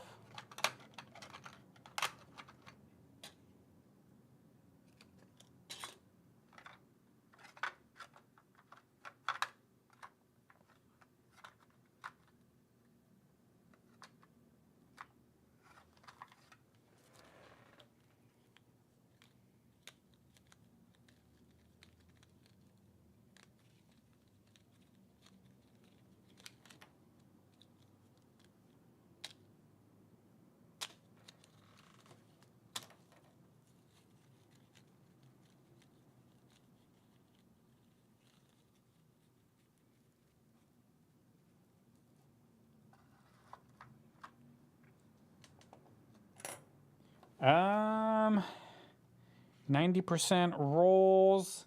I don't really have any 90% rolls ready to go at the moment.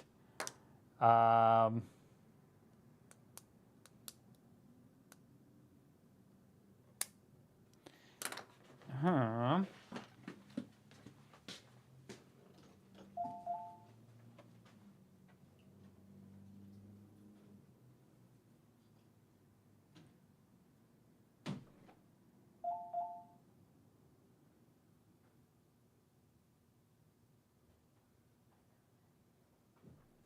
I need my keys.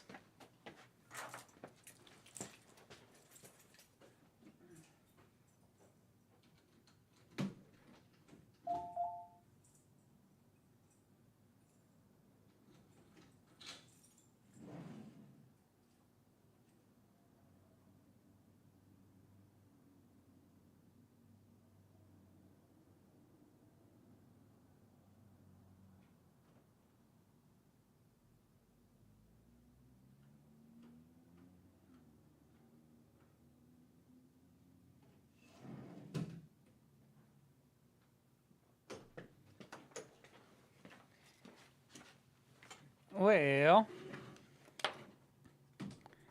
what is going on with this chat?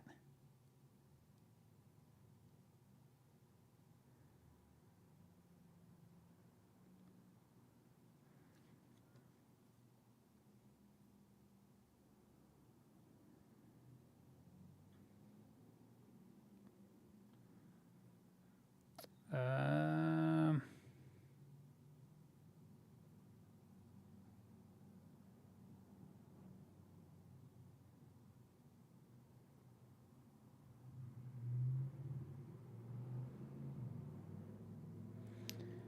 all right. Are we here? All right, guys. We're going to do some good items right here. Hopefully they go for what I hope they would. Because I paid probably more than I should have on them. But, all right, guys. Check this out. We got this nice item. Lot A is going to be this twin maple 2-ounce silver coin. 2019. This is one of the twin maples. This is a 2-ouncer. 2-ouncer. That is going to be lot A. Remember, this is 2 ounces. Look how thick that is. So it is a 2-ounce twin maple silver coin from 2019. That is lot A. Lot B is a roll of, remember these guys, the BU roll of 1964 Kennedy halves. This is a nice BU roll of them. I'm going to see if I can possibly get the next one out. There it is. Check it out. 1964. And these are all 90%. And there's 20 of them in here. So that is a whole roll of, don't worry about that. That's my inventory number. I'm not asking $503, I swear. So that is going to be lot B, is this full roll of BU 1964 Kennedy halves right here. I've sold one of these before, went for good money. That is lot B. And lot C is a whole roll of 1945 D Franklin BU roll right here. Take a look at these guys. 1954. And look at that cartwheel go. These are all BU. Let me see if I have my... I think Keith is the one that calls it the Joker gloves. Here it is right here. I got one. So we are... Take a couple of these out. Here we go. 1954. They're all BUs. Right here. So that's a whole roll of 1954 D Franklin BU roll. That is going to be lot C. There we go, guys. We got a 2-ounce twin maple right here. 2 ounces. A BU roll of 1964 Kennedy halves. And C is a BU roll of Franklin halves. There's 20 of them in here. So that's $10 face value, $10 face value, and twin maple. All right, so it looks like Adam Jam is leading us right now, 75 on A. And Peg is in the lead with B and C with 180. 180.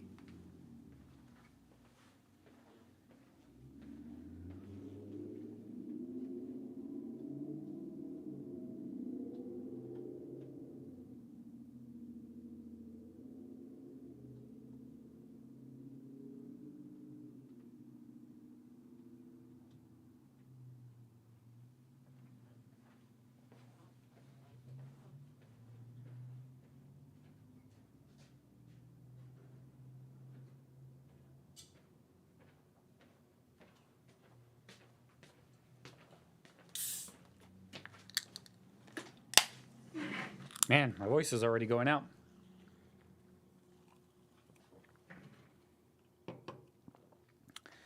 All right. So Jake brought us up to 230. Now Peg's in there for 240 on B and C. And B Miller's already out. These are BU coins. They're not your average silver stacking coins.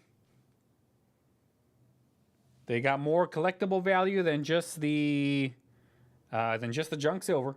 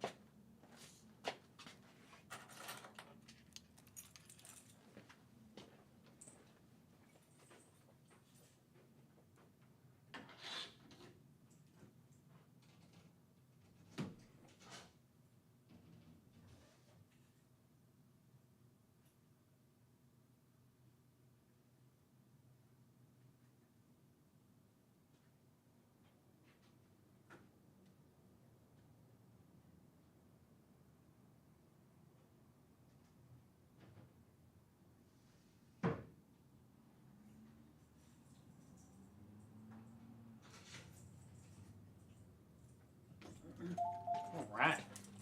Got the next items ready for us.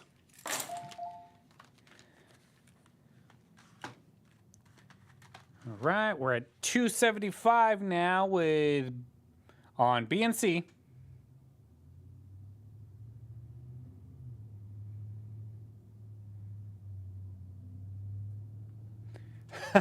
Craig, I got a call from somebody the other day. And they when I first answered, they made it seem like they knew who I was and that they talked to me before and that I was interested. And that's kind of how the conversation started. And then he was all like, "Yeah, I got these BU coins that I'm looking to sell. They're all Franklin's." And he's like, "Yeah, I can give them to you at the special price of," and he just named off this ridiculous price. And I was like, "Oh yeah," and he was like, "Yeah, I mean, we can send you 3 rolls of them right now." And I said, "Well, yeah, because I mean, I have some right now, and I'm selling them for not even half of what you're asking." And then I was like, "Yeah, no thanks. I don't want to buy your BU Franklin rolls for." I think he said the low price of $600 is what he told me per roll, and I was like, "Yeah, don't call me again, please." John Bryan went up to 290 on C, and we're at 275 on B with Peg, and yes, Tiny Timley, you can bid on whichever one you want. You don't have to bid on all of them.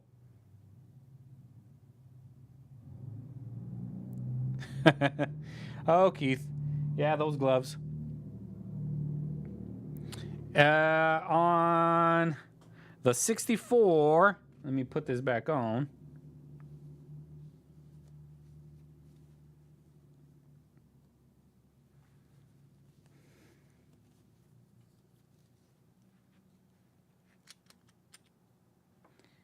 They are, looks like they're Phillies.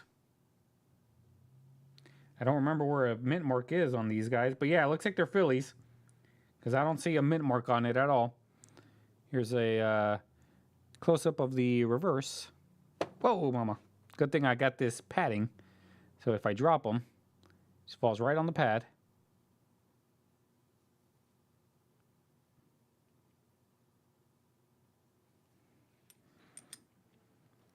So that's it. Philadelphia on these 64s.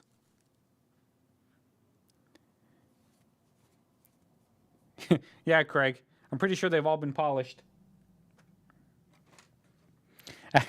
You know, now that I think about it, that's probably where the guy that sold these got these from. He probably bought them from there, which is unfortunate. It's extremely unfortunate. So it looks like we're still sitting at 75 on A with Adam Jam. He really wants this twin maple 2-ounce silver coin. You got to be 77 or more if you want in on this one. And B, you got to be 280 if you want in on B.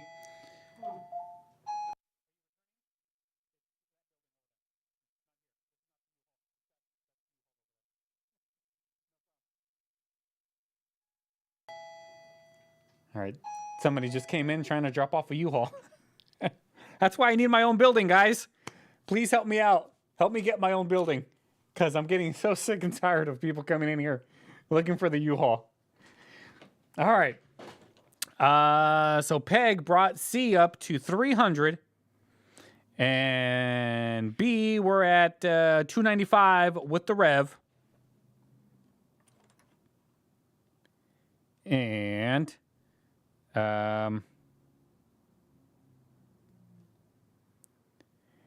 Keith, they called the store phone.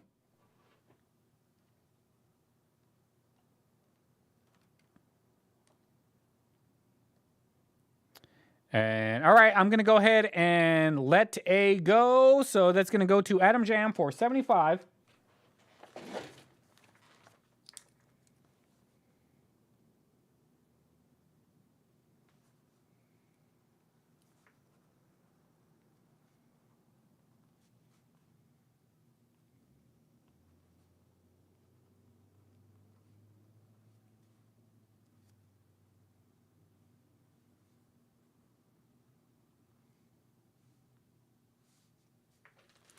Thank you, Adam Jam.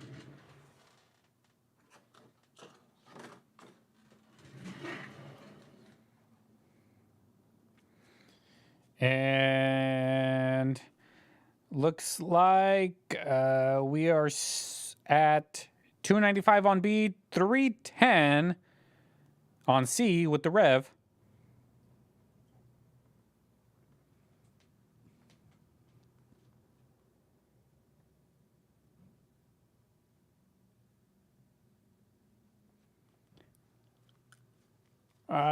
Keith,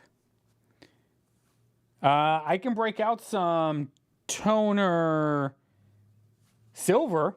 You guys remember that video I did about the stuff that was recovered from a fire? Not the notebook, the other video where there was a lot of silver and a lot of it got really cool toned on it. It's got like smoke damage with some really nice tone. I put those in capsules and they look really cool. I might auction those off. BNC 315 Peg is in there. 315 for the BU roll of 1964 Kennedy's and the 1954 D Franklin's. 315. Peg is not messing around today.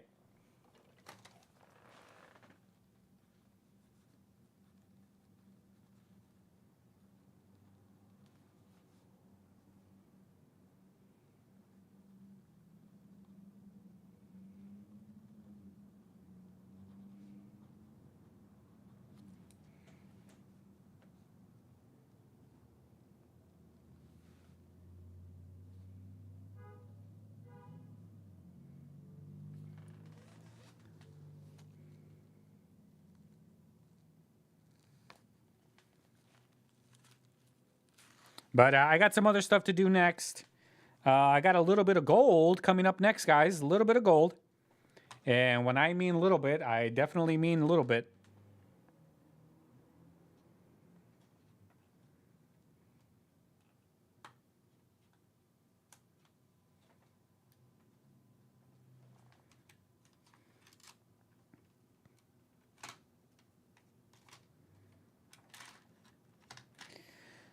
All right, anybody else want in? You have to be 320 or more. Last call, 320, and the rev's out. So I think that was the only other person that was in. So I'm gonna go ahead and close these out so we can move on to the next item. Peg, you are getting these for 315 on B and 315 on C. Thank you so much.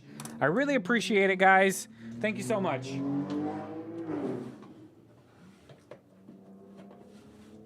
Peg's box already getting full. All right. No, Craig, that's not what I mean by small. What I do mean, though, is here we go. Lot A is this 2 pesos Mexican gold coin. Right there. That is the 2 peso. 2 peso coin right there.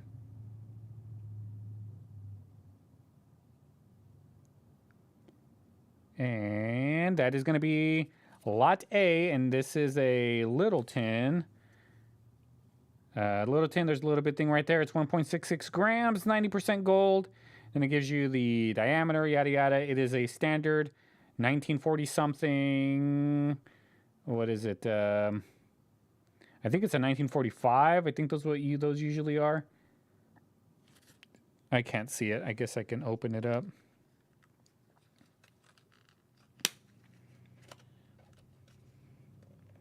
It is a 1945. Yep.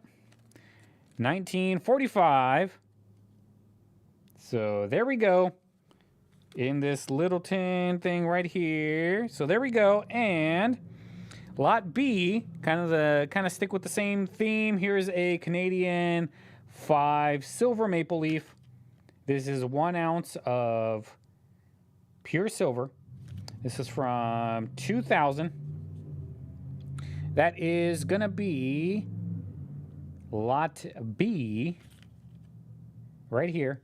Is this Canadian maple, 49 silver, 31.103 grams. Kind of gives you the information right there. 1 ounce fine silver in this little tin package. That is lot B. And lot C is a Britannia right here. Check that out. Lot C is a $2 Britannia. 1 ounce of fine silver, and it's a $2 denomination. It's British, 95.8 silver, but it weighs a little bit more, 32.45 grams, and it is a Britannia, and this one's got the 03 style Britannia. Check that out.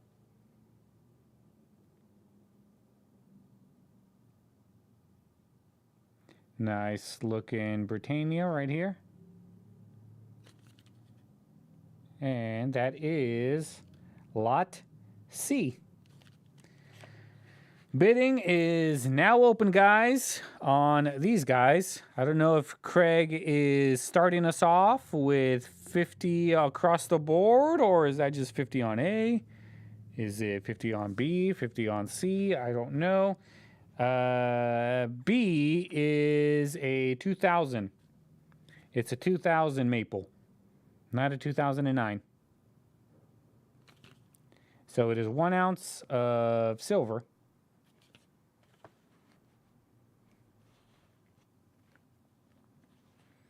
Right there. All right, so we are at 50 on A with Craig for this 2 pesos Mexican coin. Now we're at $60.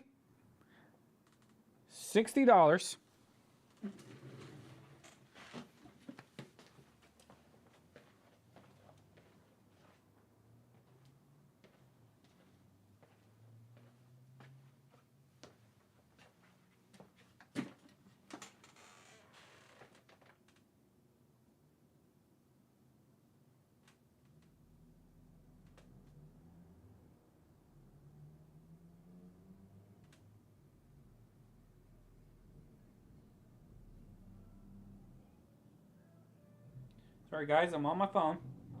My wife's messaging me. It's already past 5.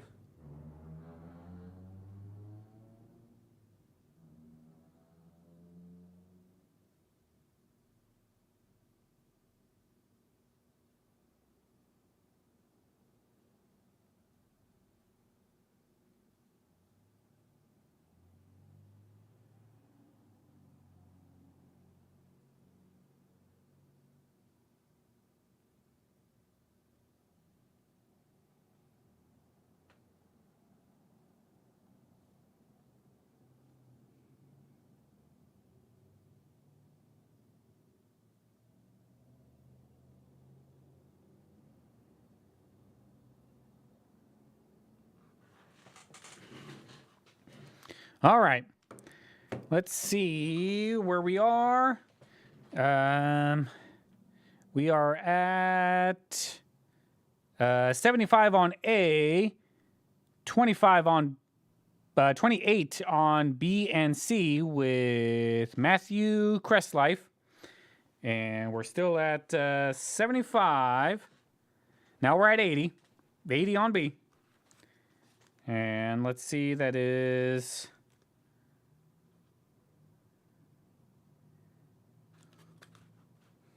80 on A, guys.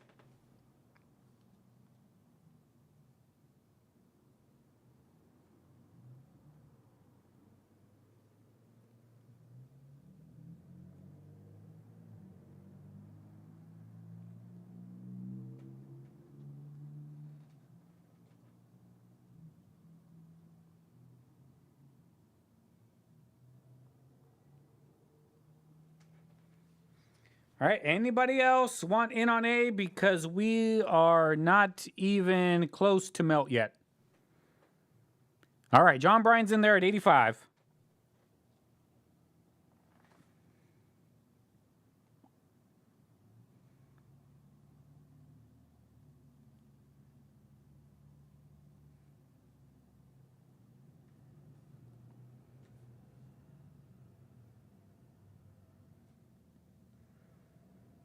And John Bryan's out before we even got to melt.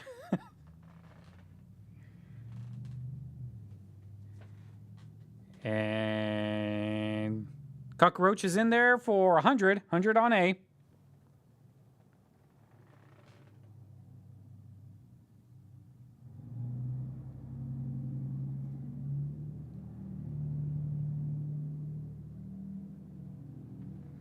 And we're at 105.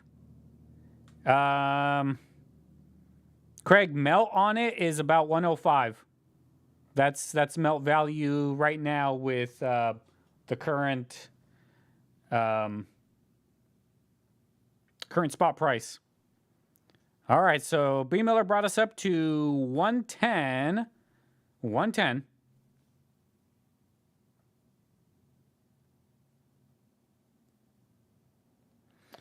And Silver Stormy, not sure what WTG means. The value stacker's out.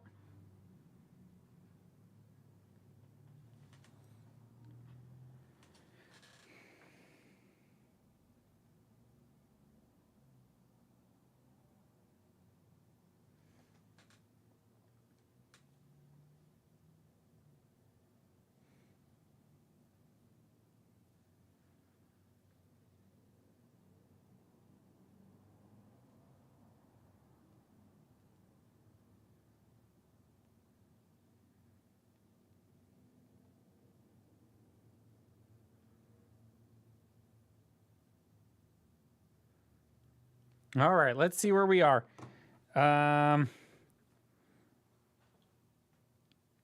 So we are at 110 with B Miller. You got to be 115. And on B, right now B is at 28 with Matthew Crestlife. 28 on B. And 28 on C. So if you want in on these guys, you have to be 29 or more. 29 or more, 29 or more. This is a 2000 maple leaf. 2000 maple. 1 ounce of silver. 2000 maple. And this is a old school Britannia. Right here from the year. What is this from? 2003, the year I graduated, guys. That should make it a little bit more special. Right here. 2003. Britannia. Take a look at that one.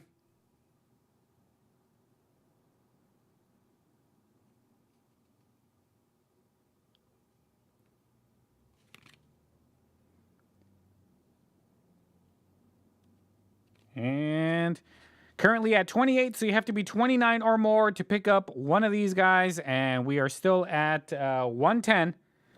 110 on this gold piece.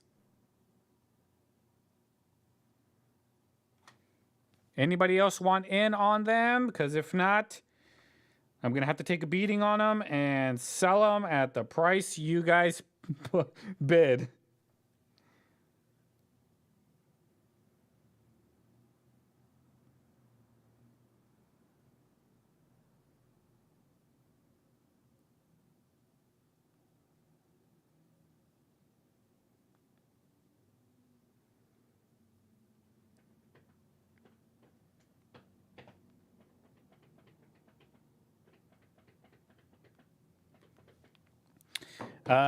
Central Michigan stacker 29 on which one? You have to put down which lot you're bidding on. This one you can see is lot B. This one's lot C. This one's lot A. So just the way Matthew Crestlife did it right now, B and C for 29. That is a bid I can accept. So we are at 29 on B and C, and now B Miller went back in there for 30 on B, 30 on C.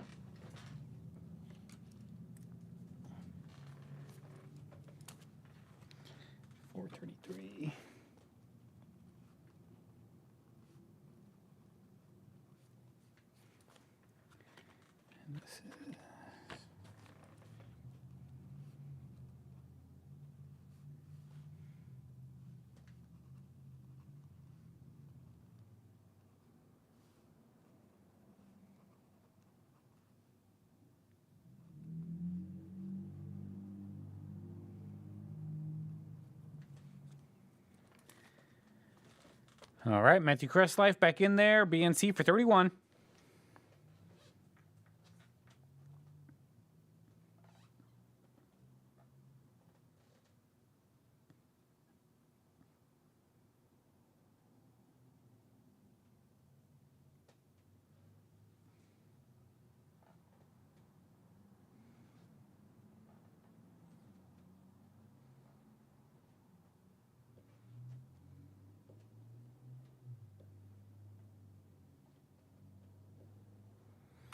Anybody else want in? We're still sitting at 110, which is about $5 over melt for this coin right now.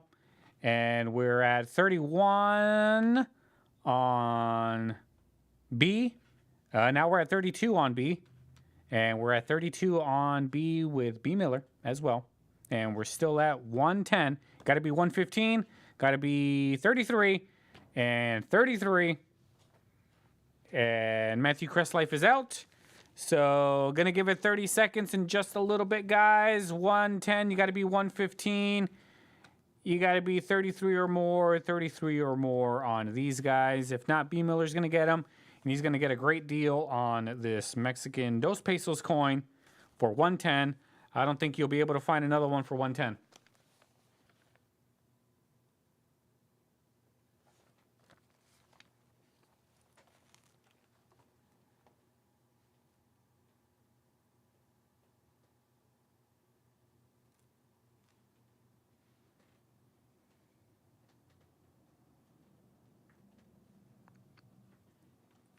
It is nice, Matthew. You can probably get it for $1 more.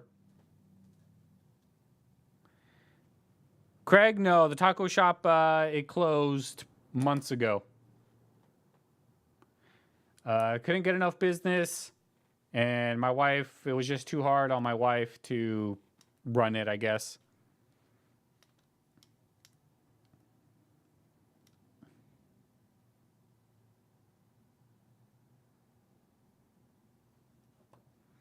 All right, guys, we're going to start the 30-second countdown right now.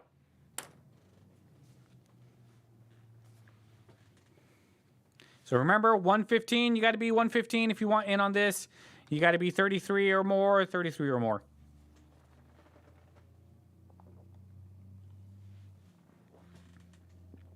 $15 seconds, guys. Get your last bids in.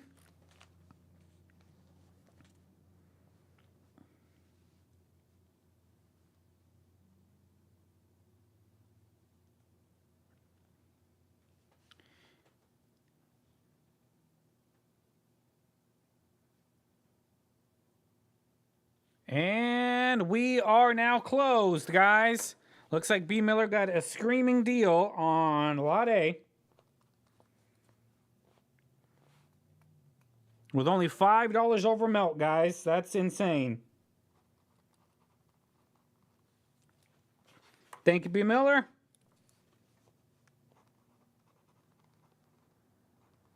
And you're also going to get Lot B. And Lot B is at 32. And Lot C, B. Miller as well, 32. All right, guys, thank you so much. All going to B. Miller.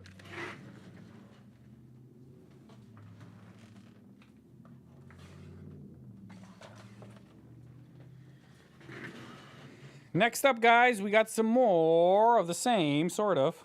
Here we got some Silver Eagles, though.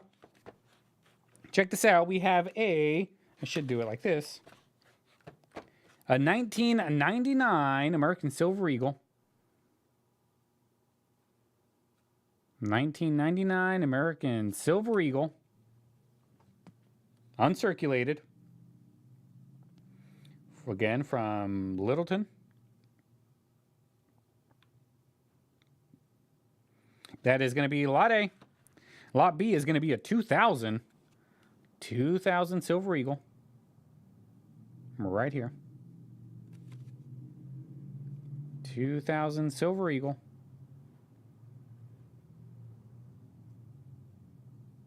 That is Lot B. And Lot C is a 2001. So we have a 99, a 2000, and a 2001 Silver Eagles that are uncirculated. Who knows how long they've been here. This was all part of my Pastor Larry's collection. I don't remember if you guys saw that video, but these are all from that same collection right here. And that is Lot C. So we got a 1999, a 2000, and a 2001 Silver Eagle up for grabs. Who's going to be the first to bid on these guys? And B. Miller's in there for A, B, and C. 25. Now Matthew Crestlife is in there for A, B, and C. 27.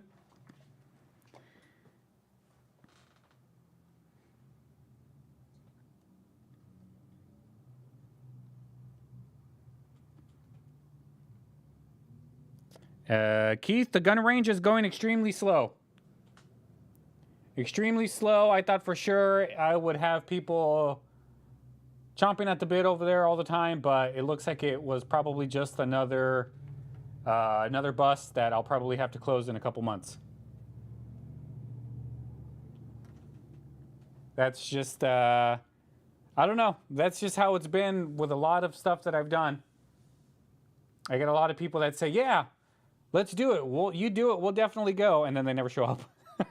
So, it's just one of those things that, yeah, I just, over time, you just can't support it anymore. You just got to cut your losses.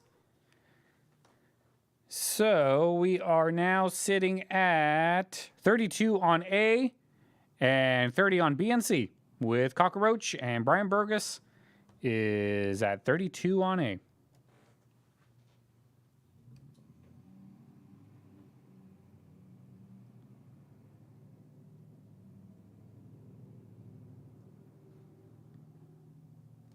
Yeah, that overtime, guys. I remember when I was working at a place. I guess the last real job I had was Berg Electric, and that overtime was pretty sweet. That overtime was sweet.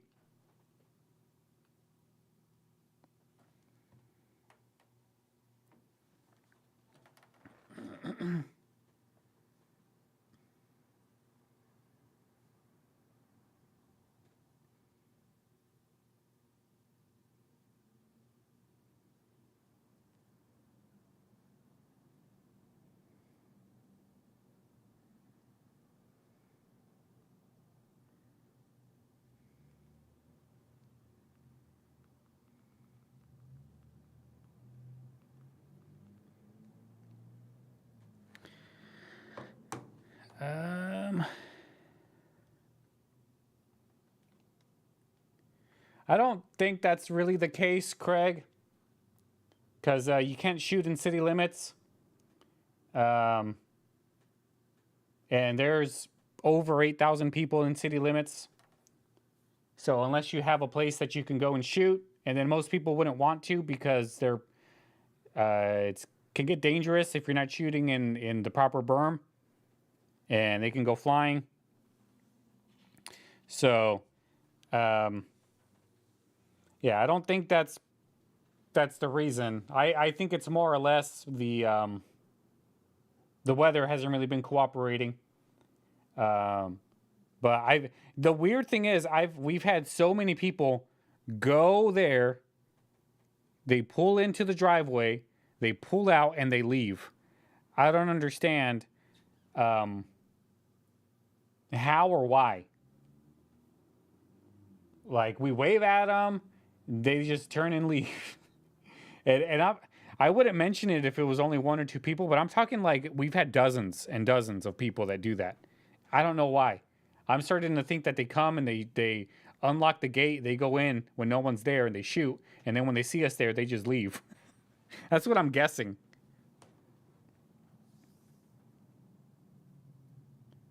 All right, guys, let's get back on track because I got to get going probably in the next half an hour. But it looks like we are at 32 on A, 31 on B, 31 on C. So if you want in on A, you have to be 33 or more. If you want in on B or C, you have to be 32 or more.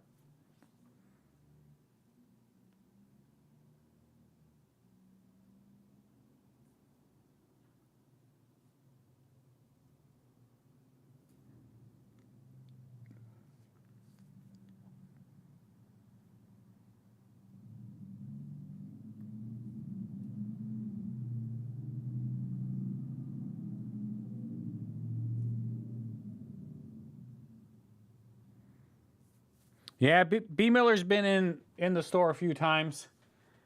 It's been a while, but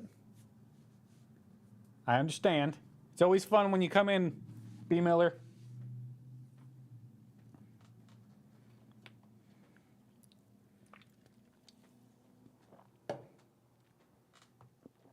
All right, if nobody else wants in, then I'm going to go ahead and give it the 30-second countdown in just a little bit.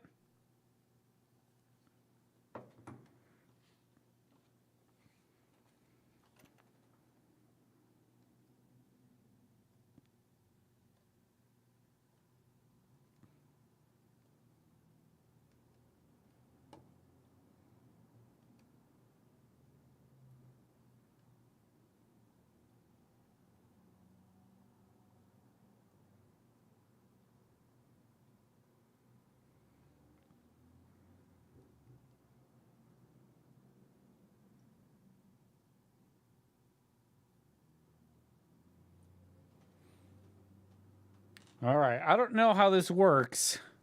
So hold on, guys. Let me try this.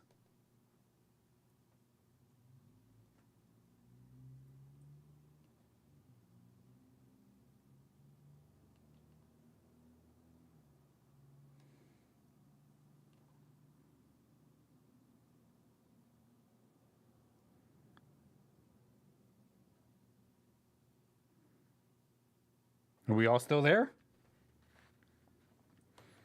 Hello, hello?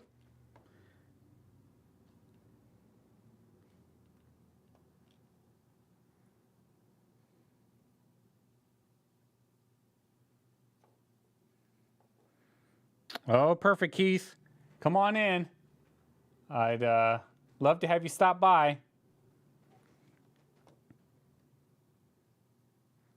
All right, guys. Then we're going to go ahead and I'm going to close this one out because it looks like we're done. Oh, so you guys did have an ad. Perfect. I'm trying to see is when I go away if I can play an ad.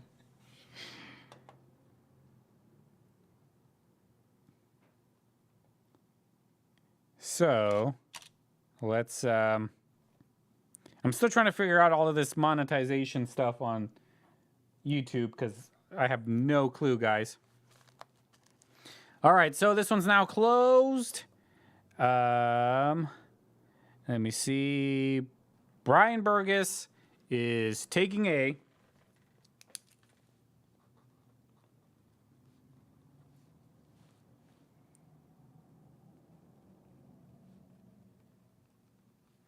You're taking A for 32. You are taking B for 31.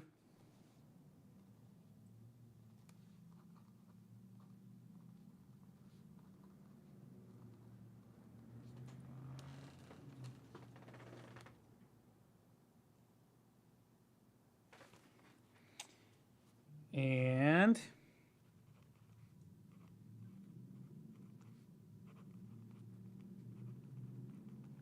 you are taking C for 31. So it looks like you got all 3 lots. Thank you so much.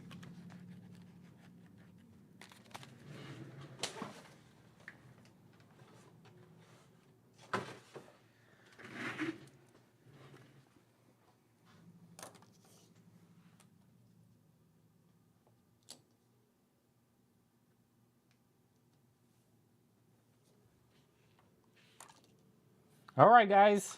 Anybody interested in a buy it now item? I got this. We got this trade dollar that I'm asking $300 on. It is a 1878 trade dollar. It's got fine detail.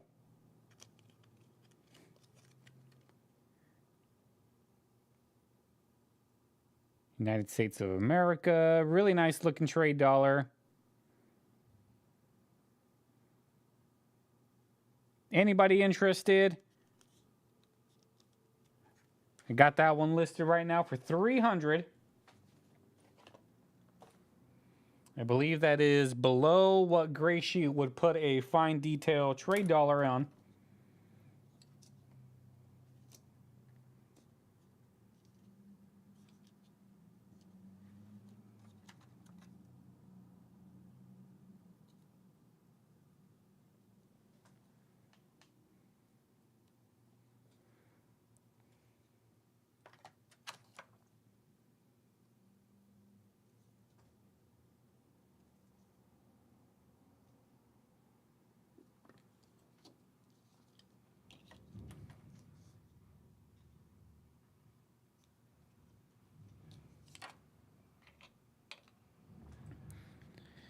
All right, if no one is interested, I can move on. What in the world is going on back there? Gosh, I hate this building. Peg, you're interested?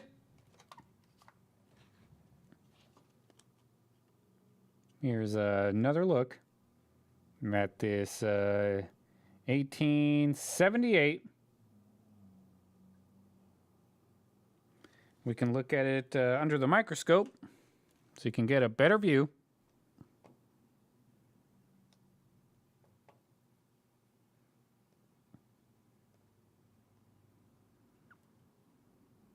There you can see, in God we trust. You can clearly see it. And Liberty is right there. The only thing that's really missing is the bottom of the Y on Liberty. You can see it right there. It's got really good detail. All right, Peg, if you want it, it's all yours.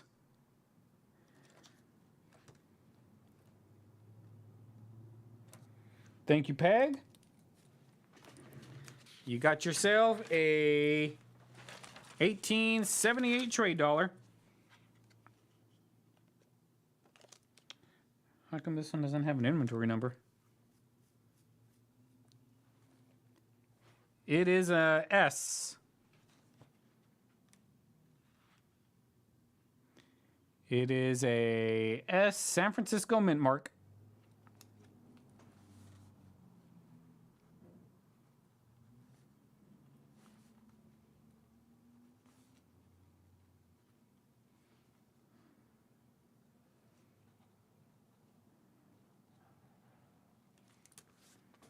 Thank you so much. All right, is anybody in need of a 1895 Barber dime? And yes, this is a 1895 O. It is the key date of the Barber dimes. And in this condition, I'm asking $400 for this one. It is the key date. Look it up in the red book. You'll see a huge price jump on the 95O. So if you're needing one of these for a collection, or if you know somebody who needs one, $400 is not really a bad price for this coin.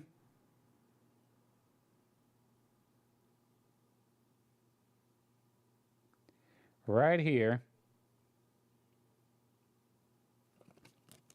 If anybody's interested, or you know somebody who might be interested, let me know. But I'm asking $400 on it. If anybody's interested, again, let me know. If you know anybody interested, let me know as well. Craig, if I move into another building, it would only have 2 windows. But I honestly don't think that will happen anytime soon, because I cannot afford to come up with a down payment for one. Nonetheless, have one built, because I mean, I found a piece of property that I would like. It's going to cost me about $75,000, and I don't have $75,000, let alone $7,500. Or actually, it's probably going to be more like $12,000, $13,000 for a down payment, and then make payments, and then have to still pay the rent here to stay in this building, to stay in business. Yeah, it won't work unless I find somebody who says, I will buy all of your inventory for one price. Then I might have enough cash to do it, and then just restart all over when I go into the new building. But I don't think that's going to happen, because if somebody wanted to try to buy all my inventory, it'll probably be somewhere around 60 grand. That's how much inventory I have. But if anybody's interested in a 1895 O, I'm asking $400. Let me know. What about this fine detail bust dollar, 1826, asking $110 on this very fine details bust dollar, bust half, excuse me.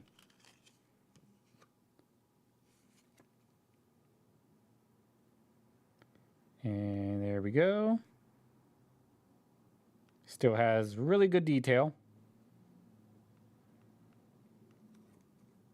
Asking $110 on it.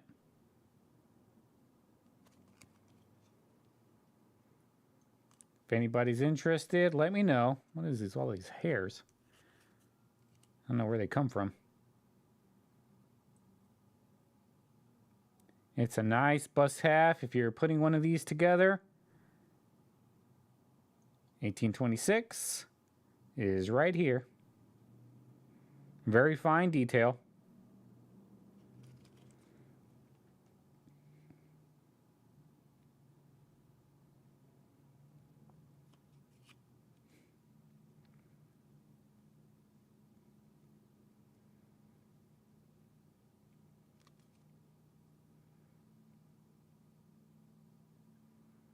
All right, so if you guys know of anybody looking for an 1826, let me know. I got one right here. If anybody's interested, let me know. Because I got one for sale. Might have to put it up on the auction block later.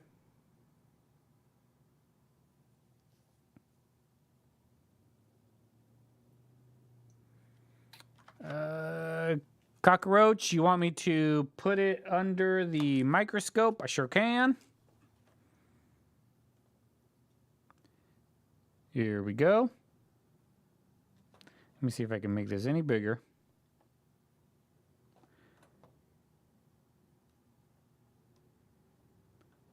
There we go. I made it bigger for us. So there we go. And see the stars. Those 3 stars right there seem to have good detail, and then the detail starts going away as you go higher up. And then on this one, looks like you can see most of the detail on all of the stars until you get down. Those 2 last stars are starting to lose detail. It's got some toning around the rim. The rim looks pretty good. Not too many dings on it. There's the 1826. Actually, yeah, there's just that little tiny nick right there. Is the only rim damage that I can see. Here's the reverse.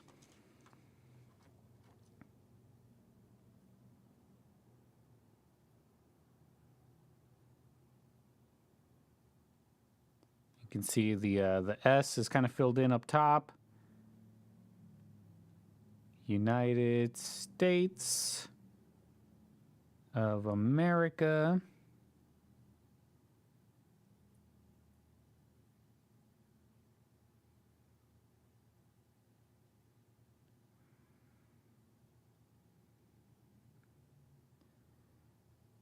And there we go. Shield's got some good detail.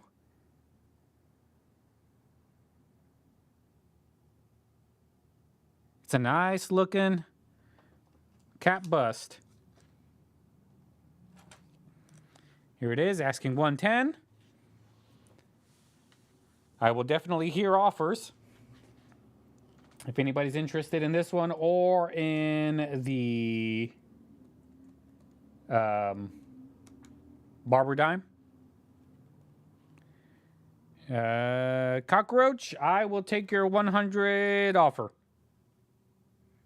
But you got it.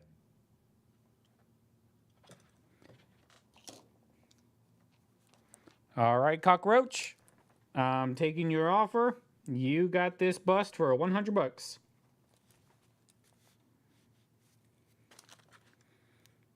$4.53.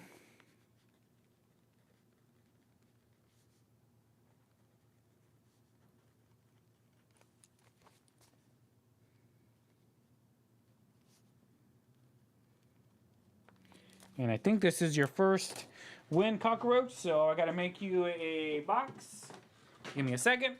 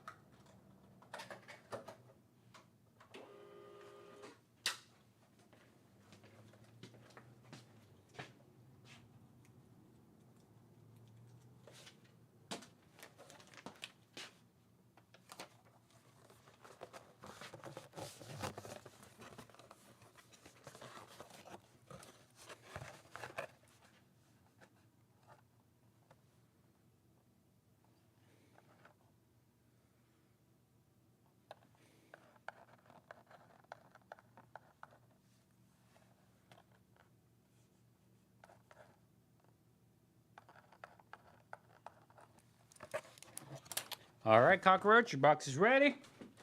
And she's going in there.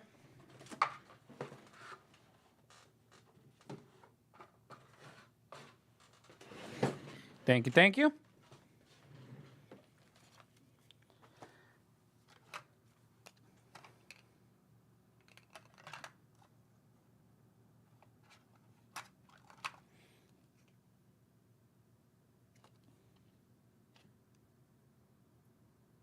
And is anybody interested in this 8-tail feather Morgan?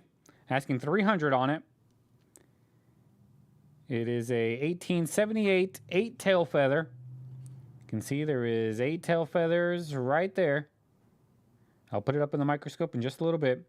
Not sure why this coin looks so good. I don't really know. I've had some other dealers look at it, and they said it doesn't really look dipped, but it's possible that it could have been an old dip, like a very old dip, but there's toning on it. So that's what kind of makes them think that maybe it wasn't dipped, because how could the tone be on top of the dip? So I don't know, but this coin is like in scary good condition. And here's a look at it under the microscope. Like, look at those breast feathers. I've never seen a Morgan with that sharp breast feathers before. It's always been like flat. But this one, you can definitely see a lot of the lines on the breast feathers. And there's the eagle head. Here's what the front looks like. 1878.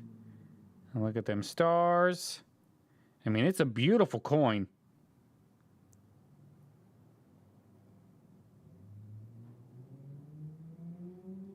And it's like, usually you see them with a bunch of scratches on the cheek. Like this one, there's like no scratching at all. And here's a look at the 8 tail feathers. You can count them: 1, 2, 3, 4, 5, 6, 7, and 8. There's 8 tail feathers on that thing.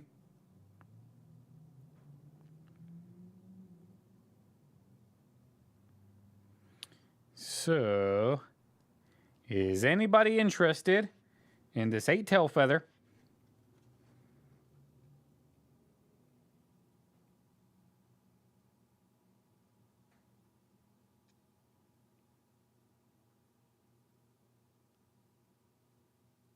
Right here.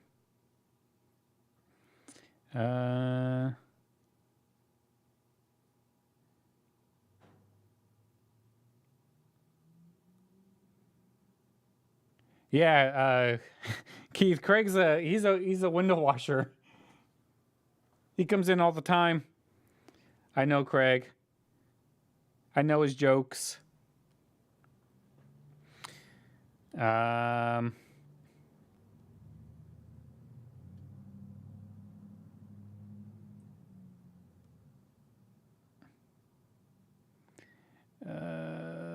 Halloween already. I don't know what you mean, Peg. B Miller, I don't think I can take 250 on it. I paid a lot of money for it.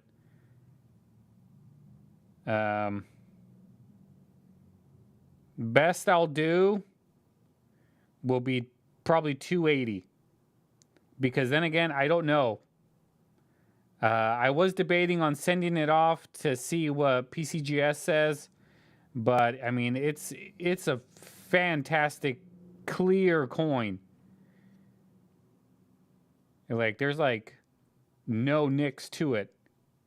And it almost looks proof-like as well. So if you want it, 280, it's yours, B Miller. Deal? All right, B Miller. Keith, there's no mint on it.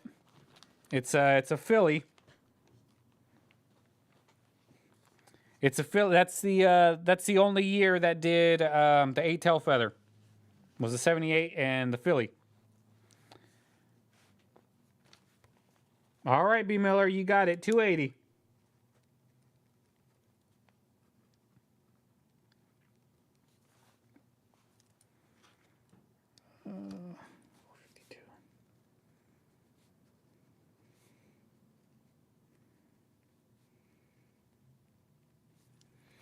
You got yourself a 8 tail feather. Oh yeah, now I get it. Thanks, Peg.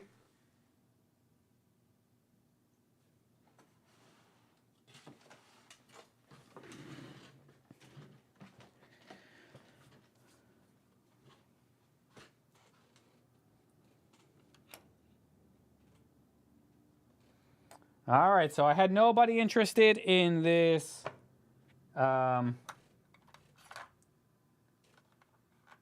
key date Barber dime.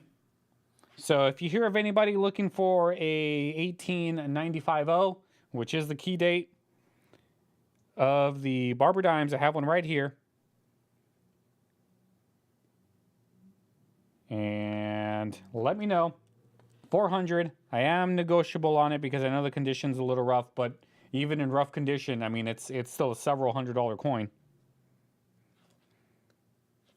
So let me know if you hear of anybody looking for one. I got one. I'll definitely sell it.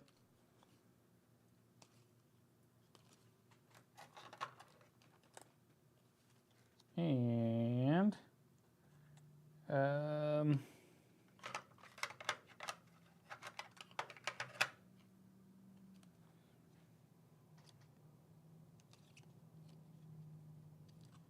all right, up next. I don't know. Any requests, guys?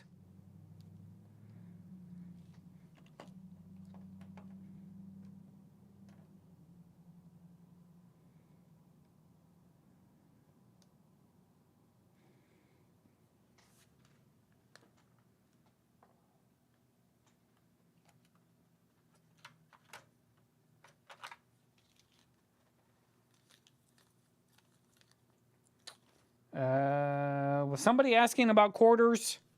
I could have sworn I saw somebody say quarters. Matthew Crestlife wants some toners. Oh yeah, let me go do those tone silver.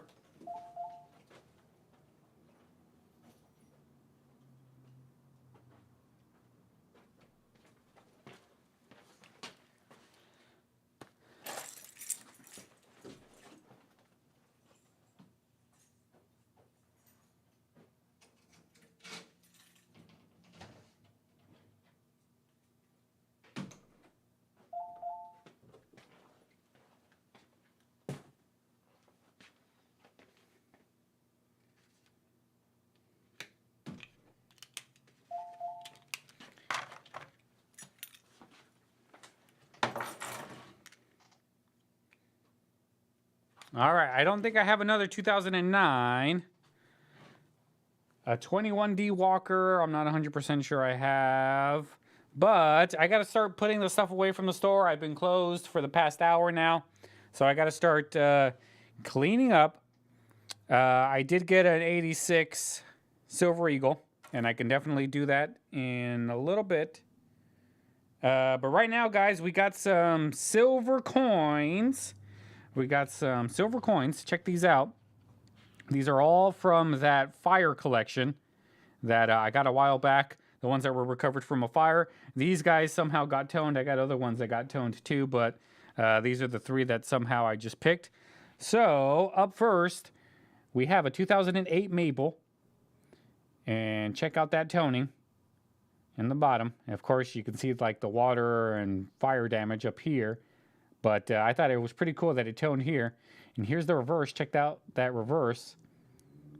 It is like crazy, crazy toning. And that is going to be lot A. This one right here. And these colors look brighter and deeper with the eye than it does on camera. So check those out.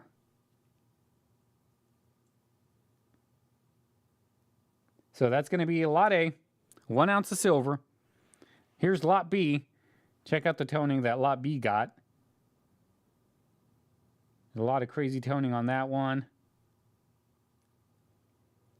And here's the reverse. It's a 2008 Maple. Right here. 1 ounce fine silver. It's got all of the toning there. So I just thought they were really neat. These ones that were recovered from a fire.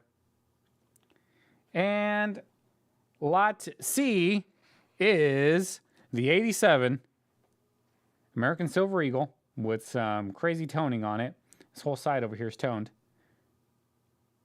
1987. Silver Eagle. Here's the reverse. Really cool looking coins. All right, guys, that's going to be lot C. Sorry, Keith. But you know you can bid and pay me later, Keith.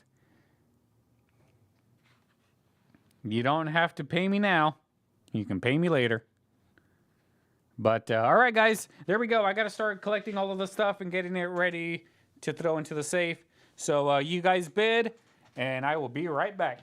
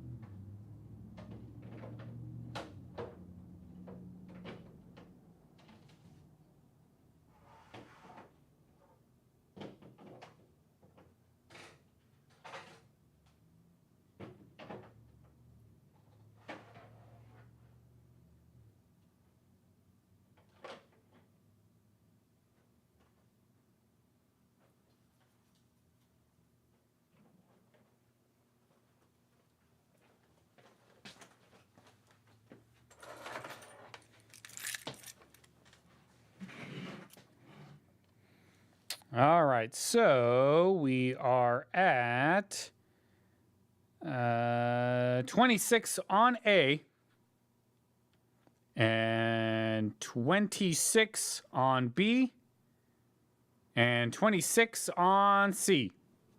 So we are at 26 across the board for these toned 1 ounce silver.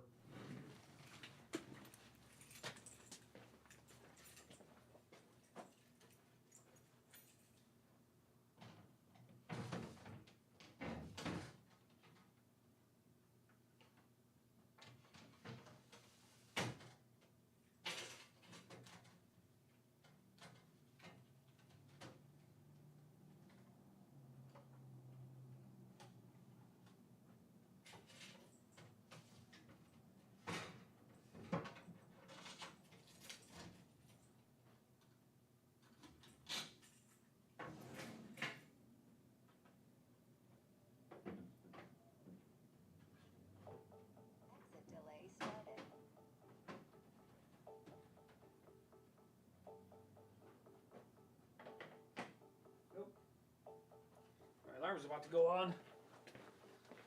I gotta turn off my alarm.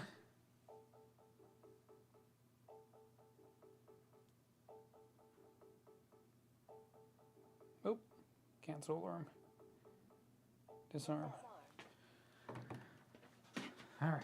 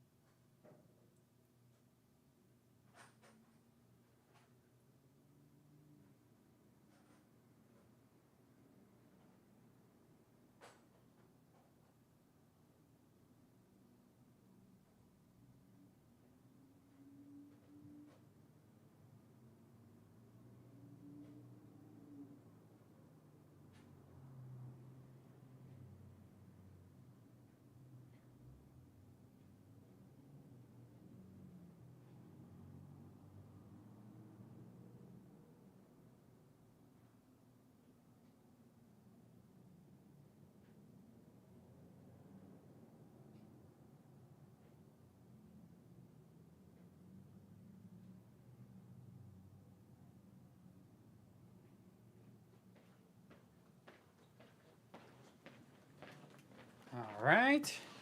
The store is... all of the stuff's in the safe. So we are at... I think we're still at 26 on A. 26 on A. 20... Nope. Yeah, 26 on A. 27 on B. And 32 on C.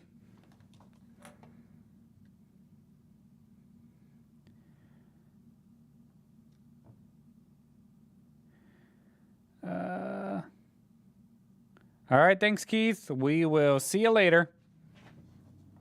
Thanks for stopping by. Craig, I have no problem storing it, but thanks for the offer. And Cockroach, thanks for the offer too, but I think I'm good with storing it. All right, anybody else want in on these guys? We're at 26 on A and 27 on B and 32 on C. Anybody else? I mean, take a look at that toning, guys. That in itself is pretty cool. Here's the reverse. And here's the reverse on A.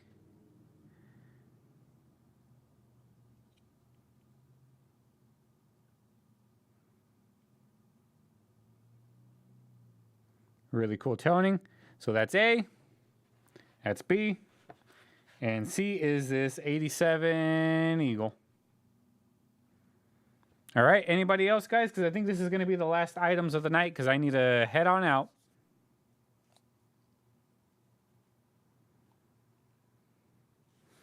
Oh, awesome, Cockroach. Congratulations. 26 years is a feat.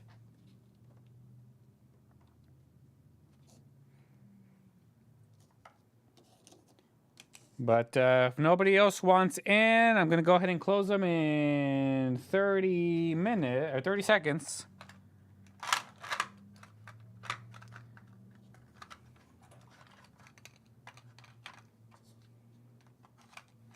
And I'll get more of those Morgans ready to sell.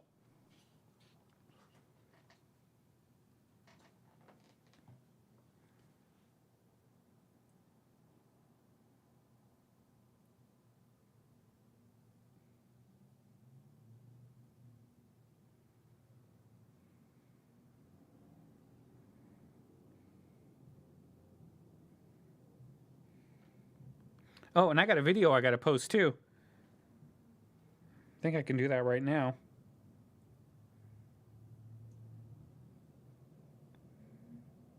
I think I got, I think this one's ready.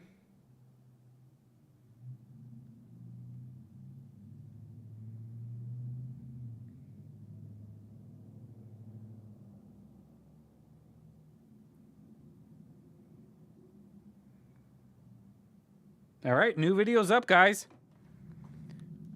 So as soon as we're done here, go ahead and check out that new video, fractional silver, old coins, and mystery currency. I remember I was just looking at the stuff, and then somehow there was an envelope with currency in it that I had no idea it was in there. So check that out. Anybody else, guys? We're still at 26 on A, 27 on B, 32 on C. Anybody else want in? If not, I'm going to go ahead and close them out in 30 seconds.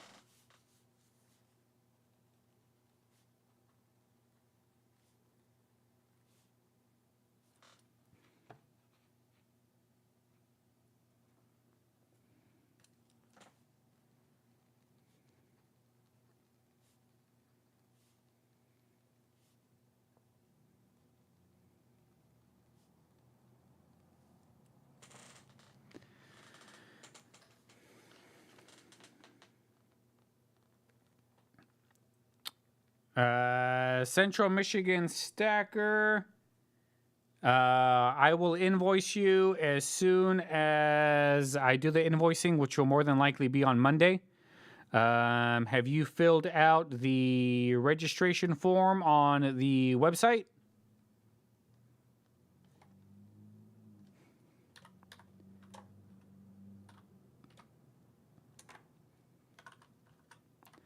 Because usually how I do it is I invoice you through PayPal.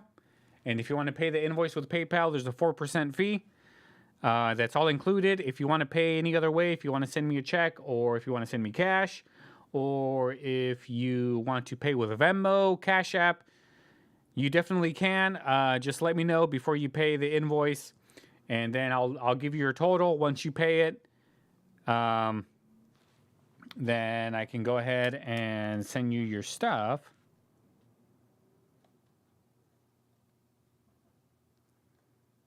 Haha, Matthew Crestlife, thank you so much for that insightful joke there.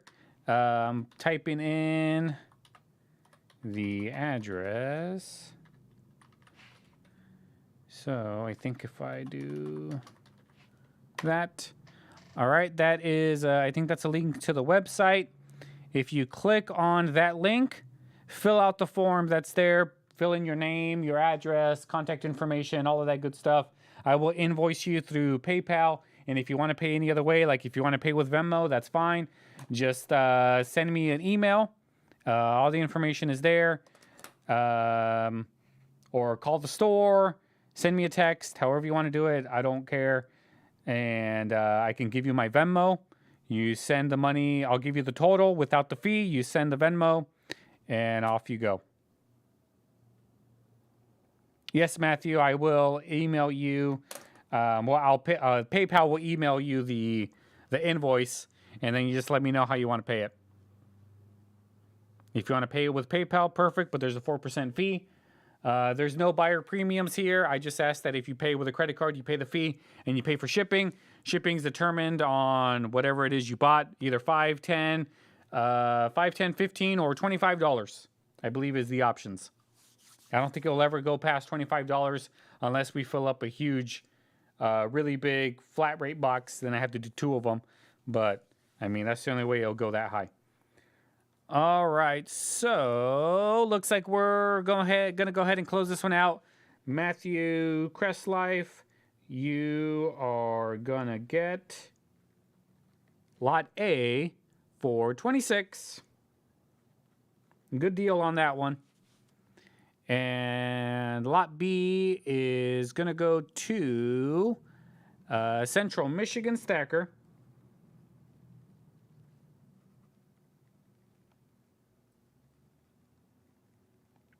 for 27. And Matthew Crestlife, I think, is getting C for 32.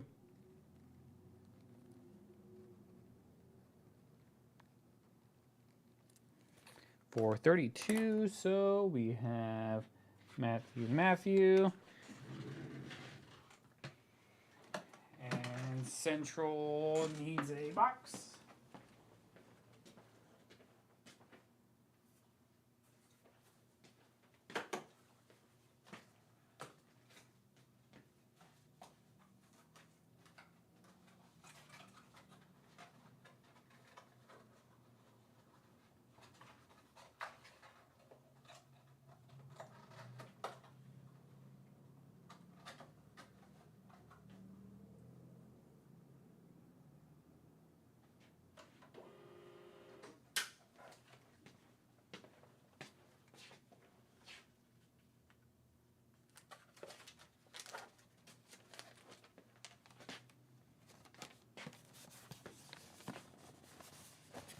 All right, guys. Well, thank you so much for hanging out with me.